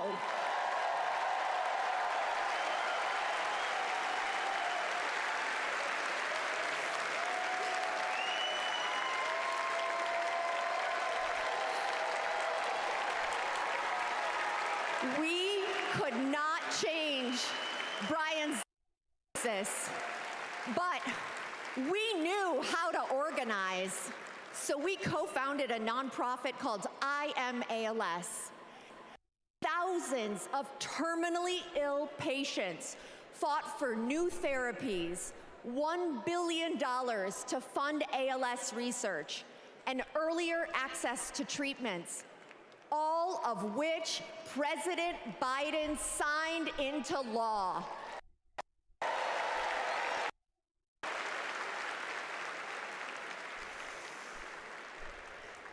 We will also keep fighting alongside patients living with Parkinson's, young onset dementia, and Alzheimer's. We've seen just how relentless activism can beat the odds, just like what Brian has been doing for 7 years.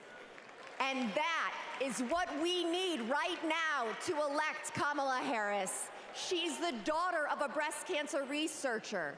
She knows the promise of science and that patients need to be able to get the care they need wherever they live. We all want to make life better for the next generation and believe that people like Brian can be the first generation of survivors.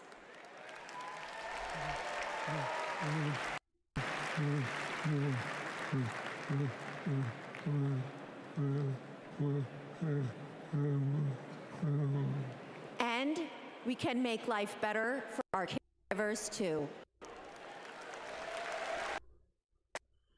Man, this stream is messing up pretty bad. Brian and I are still driven by hope. It's not and you, by faith chat, in what and we it's can not do collectively. the stream, And that but it's this includes the PBS power NewsHour of stream our that's vote. dying. This November, You know, we bad time are to say that. voting for our future.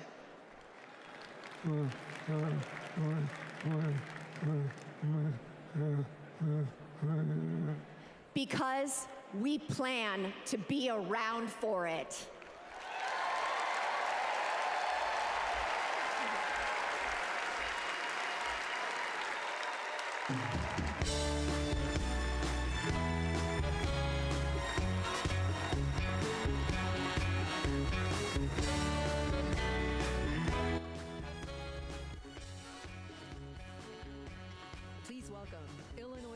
DNC's got some great music. Not gonna lie, the music has been on point. It's been good music. Speakers, not as much, but it's way better than the RNC. That last speaker, that was tough to watch, but yeah, not going back is a good slogan. I agree with that. And the fact is, it's like the right number of syllables, right? To chant. It's like lock her up, right? Not going back. In every election campaign, we Democrats talk about jobs. Or at least it can be said in the same sort of rhythm. Donald Trump's wild claims. Oopsies, I'm fucking up. He lost millions of jobs in America. He promised to bring back manufacturing jobs, but he failed. He promised to deliver infrastructure, but he failed. His record was defined by failure. To put it another way, Donald Trump Anything is like a but bad Lee boss. Greenwood. You want time off to take care of your sick parents? Ask Donald Trump. Denied. In Donald Trump's America, there is no paid family leave. Want to have a child, but need IVF? Too bad. That's shut down too. Want a pay raise? Too bad. The boss just gave himself one. So Want to hear there's something nothing funny? left for you. I have been copyright claimed by Lee Greenwood on multiple occasions just for watching tiny clips of Trump rallies. 5 seconds of that goddamn song, and he's in there like a goddamn vulture. Let's give him credit. He is one of only 2 presidents in the history of the United States to leave office with fewer Americans working than when he started. Now he wants a chance to make America unemployed again. On the other hand, let's take a look at the record of Joe Biden and Kamala Harris. They recovered all those millions of jobs that Trump watched slip away. They added over 6 million jobs on top of that. 16 million jobs in total. 16 million. Today, more roads are getting fixed, more factories are being built, more Americans are working construction. Whoa. What is happening there? And we know behind every job is a person Jeez, this is, forever changed. even PBS is having live stream problems. It's not just us. Semiconductors in Pennsylvania. Electric vehicles in Michigan. Yes. Hello, Michigan. These investments mean strong economy, growing public schools, and well-funded, well-staffed first responders. These investments mean hope. That's what Kamala Harris and Tim Walz are fighting for. They'll fight for the places that are too often left behind. For a second, it kind of did it not sound like he said it's what they're farting for?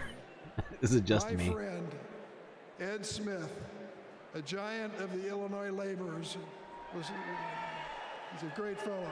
We lost him this year. But Ed Smith told us there's joy in this battle. When we win, we help people buy their first homes, send their kids to college, and retire with dignity. Incidentally, that happens to be my family story too. My mom and dad worked for the railroad, and because we were a strong union family, we were able not just to get by, but to get ahead. That's the American economy Kamala Harris and Tim Walz are fighting for. Let's join that fight and build it together.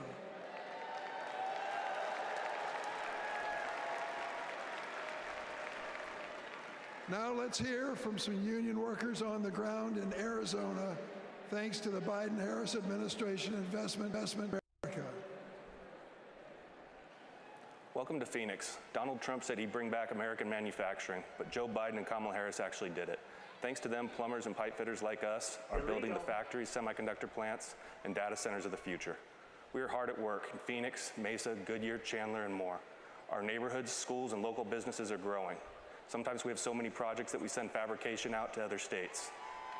Our local union is now up to 4,800 trades members. That's up from 2,800 in 2020, thanks to Joe and Kamala. And it's an exciting time for us in the next generation.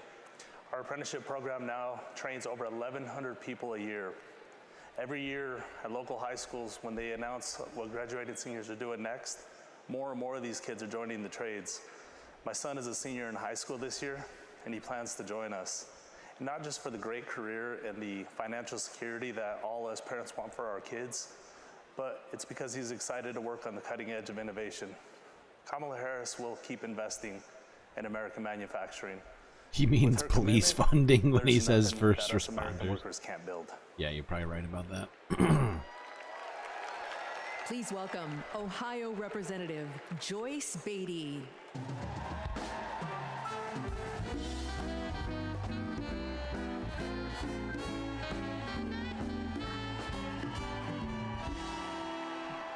Good evening.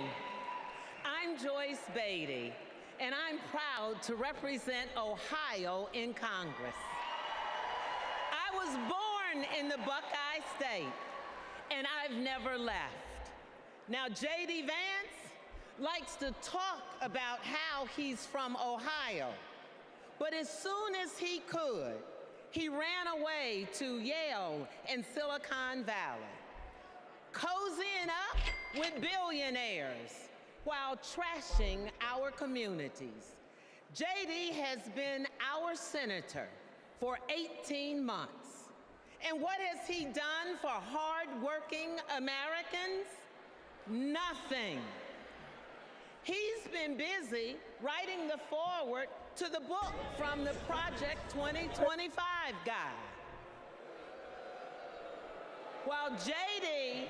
and Donald Trump have been sharing conspiracy theories I'm just gonna switch something here real quick. of our internet, Kamala Harris and Joe Biden have been busy expanding access to the internet, while the other guys have been criticizing women without children.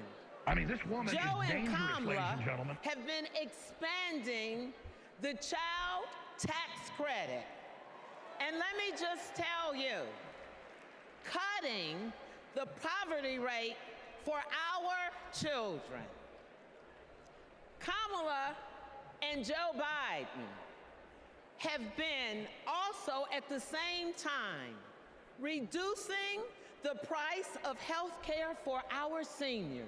Is the MR streaming right now? Securing a cap of $35 on insulin. And as JD and Trump, they want to take us back to the past. Kamala and Joe have been bringing the jobs of the future to America today. With the CHIPS Act, a $280 billion Why does it say he's not investment. live? And that's not just a big number. It says it's scheduled for right now. New It's not on. semiconductor plants and thousands of good-paying jobs. You see, I worked with Kamala to pass it, and I saw her leadership style up close, a rare combination of brilliance, legal expertise, and patience. You see, it's simple. JD and Trump like to talk about states like Ohio, but Kamala and Joe actually get stuff done for us. And so does our next vice president and my good friend, Governor Tim Walz. America, are you ready to build on our progress? Are you ready to turn out for leaders who know that action speaks louder than words? Are you ready to vote for Kamala Harris? Sorry, I gotta switch back. Are you ready to put people over politics once and for all? Well, joy, and freedom is up on us. And now it is on us to go seize it. Thank you. God bless you. If there is a protest still going on outside of the DNC right now, I can't find a single outlet covering it.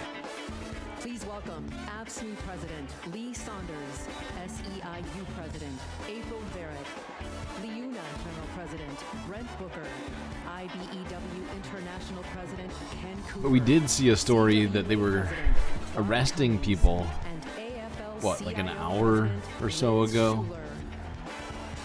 So it's very possible that they just cracked down. Hold on, I'm gonna look at the end of this other video, see what I can see.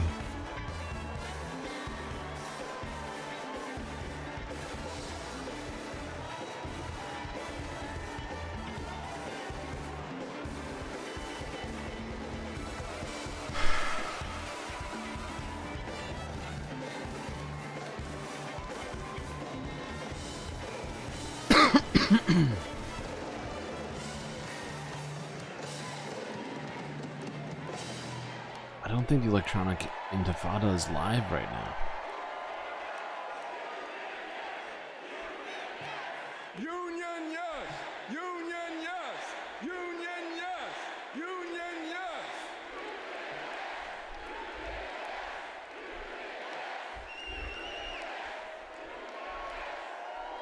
All right. I'm Lee Saunders, President of AFSCME, a union of 1.4 million public service workers in healthcare, corrections, sanitation, and more. 4 years ago, we faced a pandemic and a recession with a president who didn't care one bit what working people were going through. Enter Joe Biden and Kamala Harris. Within weeks, they passed the American Rescue Plan, pulling the economy back from the brink and putting us back to work. They're guided by a basic principle: more freedom for working people, including the freedom to join a union.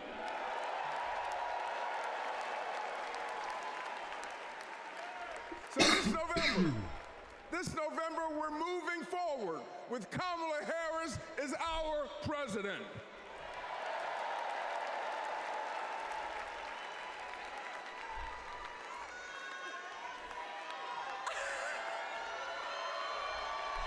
I am April Barrett, and I am the president of SEIU, representing 2 million service and care workers. We're all in for Kamala Harris because Kamala Harris has always been all in for us.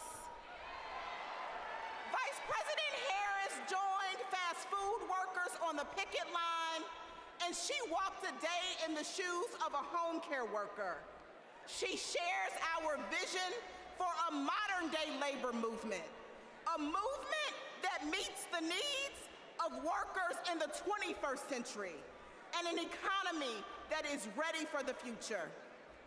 It is going to be together that we write new rules to make it easier for all workers to join a union.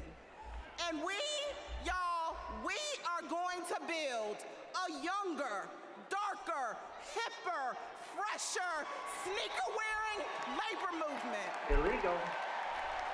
A movement that is going to be more inclusive. You hate to criticize Butthurt Boys. I couldn't possibly figure out what it is you're referring to. So let's do the work. Let's elect Kamala Harris so that together we will usher in a new era of worker power, and together we will win the future. Let's go get it. Heck yeah. Heck yeah. Aside from her voice cracking, everything she said was amazing. I'm Brent Booker, proud to represent LIUNA. Yeah, everyone's streaming the DNC, but we're talking about trying to find the protest that was happening outside with all of those. Anyone that was covering it's now covering the actual convention. While Trump made empty promises, the Biden-Harris administration delivered. Now we're rebuilding highways, bridges, and tunnels, and powering a clean energy and manufacturing boom. Thanks to them, our members can buy a home, put their kids through school, retire with dignity. As president, Kamala Harris will keep fighting for workers who are building America.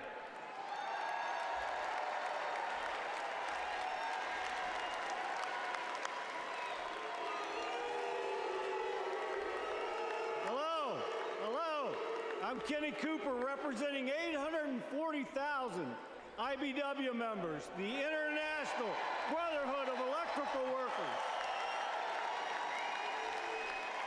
The IBW powers America, from fire alarms to solar farms, nuclear plants to battery plants, storm restoration to power lines, and we've been doing it for over 130 years. Today, we're building a new energy future while providing great paying jobs and a stable retirement for all working families. Every step of the way, Kamala Harris has been there for us. She's bringing back American manufacturing to forgotten places throughout our country. She cast the deciding vote to save our pension plans.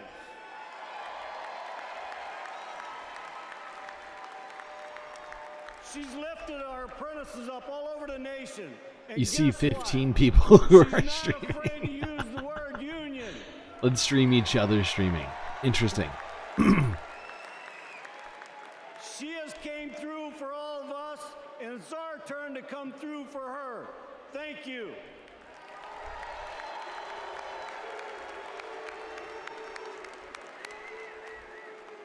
I have 28 people streaming on my list. But I'm also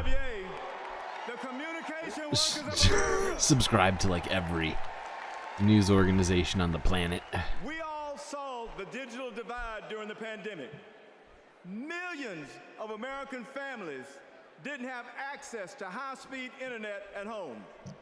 Too many kids were forced to go online class in McDonald's parking lots.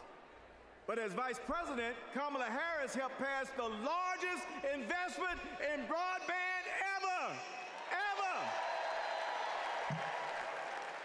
She gave CWA members a seat at the table so we could work to connect every household to the internet while creating good union jobs. Listen, we don't play at CWA, and we're fired up. Are you fired up tonight? Are you fired up? Are you fired up? We're fired up to work with our next president, Kamala Harris.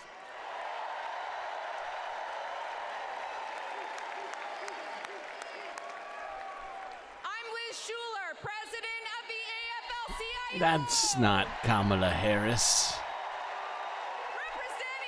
Wow. Tons of labor union representation here at this. I think they're making a point right now. I think that they're trying to make the point that, yeah, the RNC might try to pretend like they're pro-union by having one guy on. Try and match this. Here's 4. Economy, where we lower the costs of groceries, prescriptions, and housing. Where we go after big pharma, corporate landlords, and price gougers. Where there's no such thing as a man's job or a woman's job, or like Donald Trump would say, a black job. Just a good union job. That's the future our President Joe Biden has fought for. future Kamala Harris and Tim Walz will keep fighting for. Let's build it together.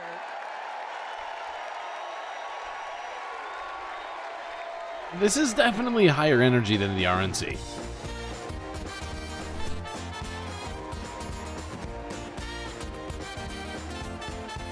Please welcome Los Angeles I wonder if Sean Mayor Fain will make it to the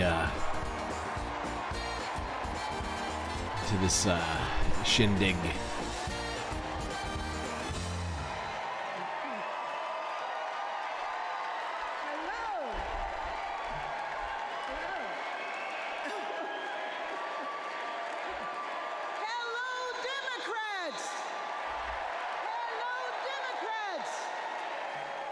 Are you as excited as I am? I've known Kamala Harris for almost 20 years. Our bond was forged years ago by a shared commitment to children, a belief that it is everyone's responsibility to care for every child, no matter where they come from and no matter who their parents are.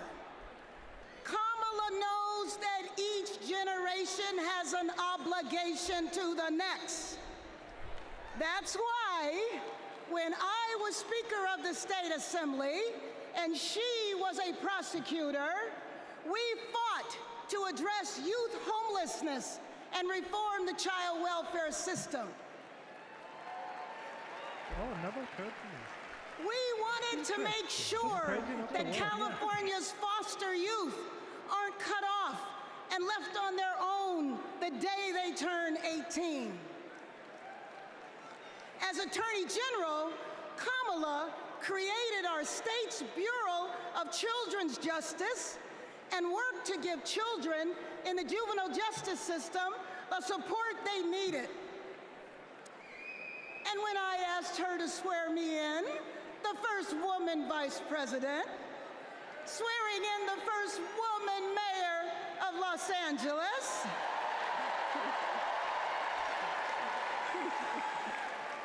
we knew we were sending a message to young girls everywhere that they too can lead. Now, I know Kamala, and she feels the importance of this work in her bones. When Kamala meets a young person, you can feel her passion. You can feel her heart, and you can feel her fearlessness. That is what defines a commitment to children, being willing to fight fiercely for every child. And trust me, Kamala has done that her entire life. So this November, we're gonna fight to elect Kamala Harris as the next president of these United States.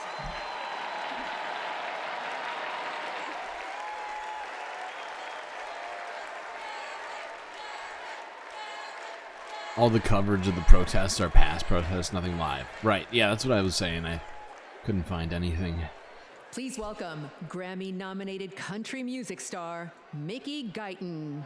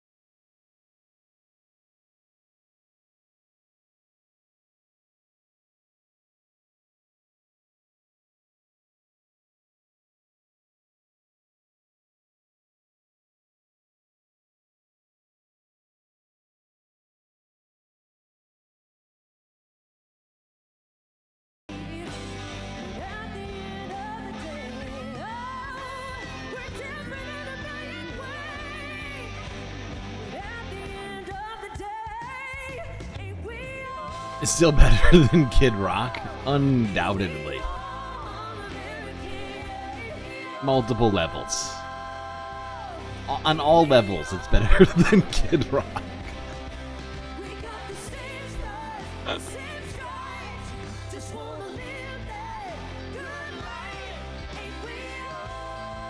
And the fact is I wouldn't pick this as my first choice, but it certainly beats Kid Rock. That's the lowest bar ever.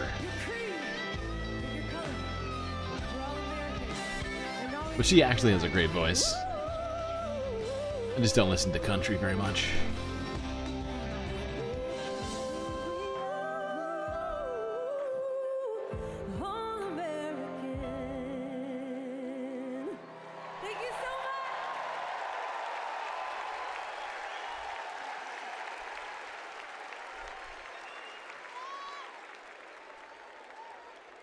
The Majority Report is private, but is live now too. Is that true? They're locking us out. Help! I'm being repressed. Why would they do that? Why would Sam come at us like that? It's very rude. As we look ahead to our collective future, it's important to reflect on all the incredible progress that we've made in the last 4 years. The Biden-Harris administration laid the groundwork for a stronger, more resilient nation. They invested in critical infrastructure, delivered relief when disaster struck, and made healthcare more affordable. Kamala Harris cares. And unlike Donald Trump, she has a plan, not just for the next 4 or 8 years, but for generations to come. Now, let's hear from some of my fellow state executives about how Kamala Harris and Tim Walz are investing in the long-term future for our Isn't she the nation. liberal from Fox News? No, she's not the liberal from Fox News. She is not the Attorney General of Minnesota. She's shit. Peggy Flanagan. Pennsylvania's Lieutenant Governor Austin Davis. She's the Lieutenant Governor of Minnesota. I'm the proud son of a union bus driver from Pittsburgh. Every day, my dad would come home and tell me about how our roads and bridges were in disrepair. President Trump promised us Infrastructure Week over and over again. He really didn't care, though, and it never happened. But President Biden and Vice President Harris are on our side. They brought together Democrats and Republicans to get it done. We got I-95 in Philly fixed in less than 2 weeks. We repaired the Fern Hollow Bridge in Pittsburgh in record time. Right now, we're repairing roads and bridges across Pennsylvania, including in Pittsburgh, the city of bridges. And Vice President Harris is looking forward. She's committed to keeping our infrastructure safe and modern. When I think about the future, I think about my daughter Harper and all of America's children. Investing in them means investing in our infrastructure. It means replacing millions of lead pipes. It means providing clean air, clean water, safe roads and bridges, not just for us, but for generations to come. That's the legacy that President Biden is leaving our children. Let's keep building bridges to the future with Kamala Harris and Tim Walz. Let's work.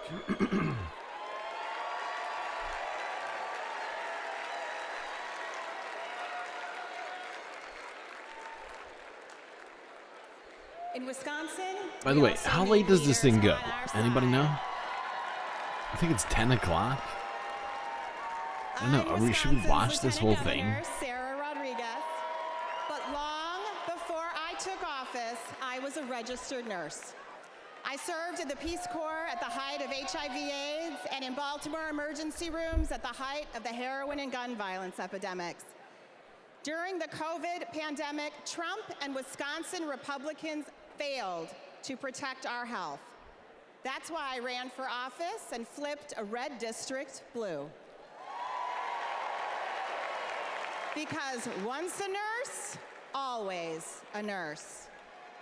Now Trump is promising to terminate the Affordable Care Act, meddling in personal decisions between a woman and her doctor, and threatening to slash Medicare.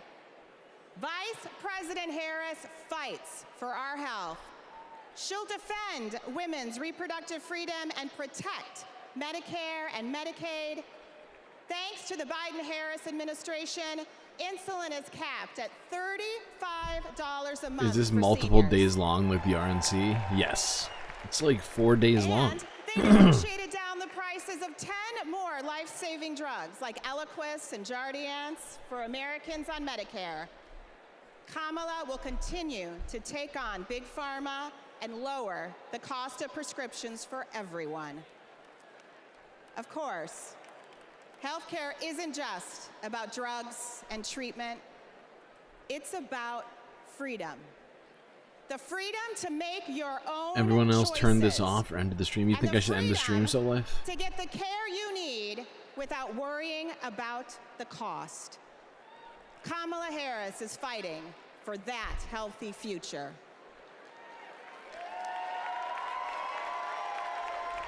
Let me tell y'all about Texas leadership.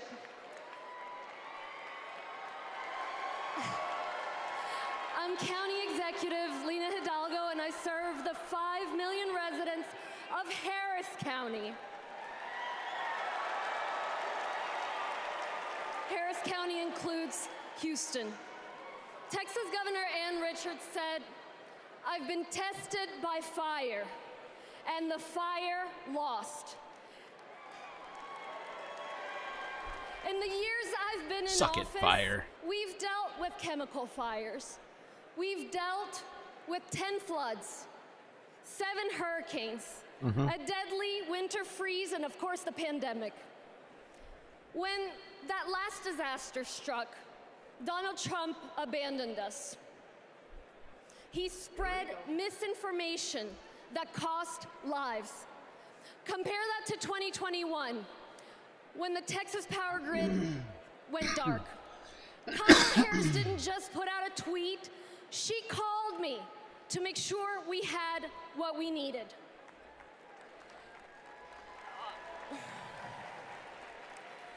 Over the years, I've learned that Kamala Harris always calls. And not only does she call, she delivers. The very week she launched her campaign, she was down in Texas with vital FEMA assistance right after Hurricane Beryl.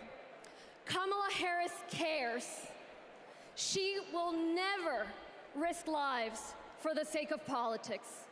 And she's leading the charge to protect our communities from extreme weather. The Biden-Harris administration have announced at least $1 billion to help us with just that. And Houston is thriving.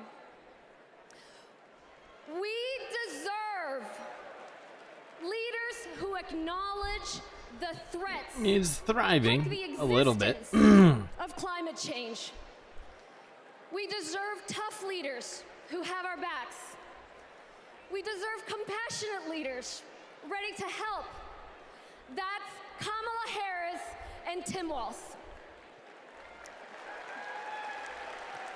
I can Does anybody know if personally attest Kamala Harris or Tim Walz are coming out here? a leader who has our back. I'm California's Damn, look at this suit. Governor Eleni Kounalakis, but I hold another title just as dear to me, Kamala Harris's friend.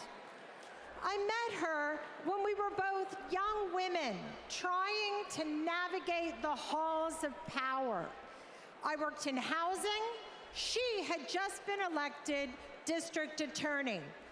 We get frequent lunches together, and she was funny and fun. She was also a great mentor. Once, I told her about a professional experience of being minimized because I was a woman. She put her fork down and said, Eleni, never let anybody make you feel small. I saw her put that creed into Okay, when Wall Street foreclosed on millions of homes, Washington wisdom was boy. Alright, we've done 2.5 hours of this. It's only the first night. I don't think anybody here, including myself, really wants to hear Joe Biden speak. So, since that's the only person, like the big headline name that's supposed to be speaking at this tonight, it looks like. So, I think...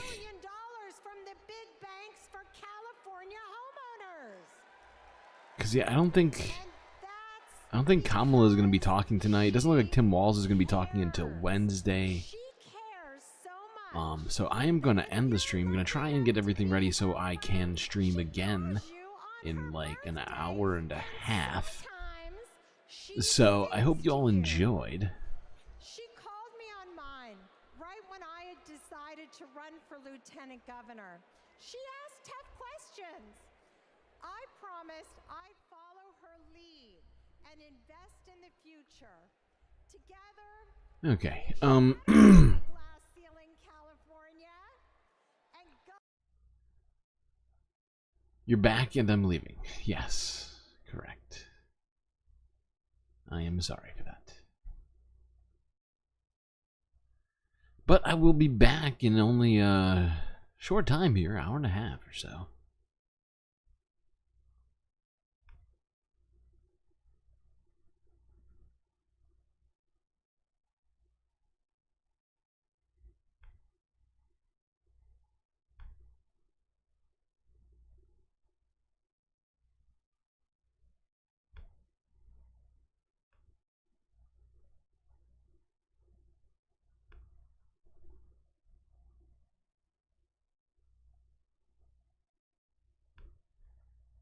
Alright, chat. I'll see you all later.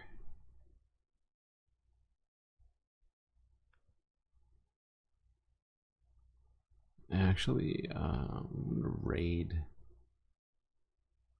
NCC right now on Twitch.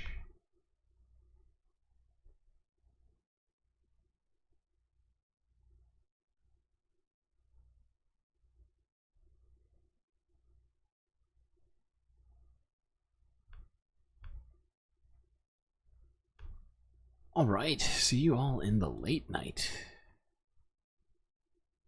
In Chicago. I want to see if they started up another stream.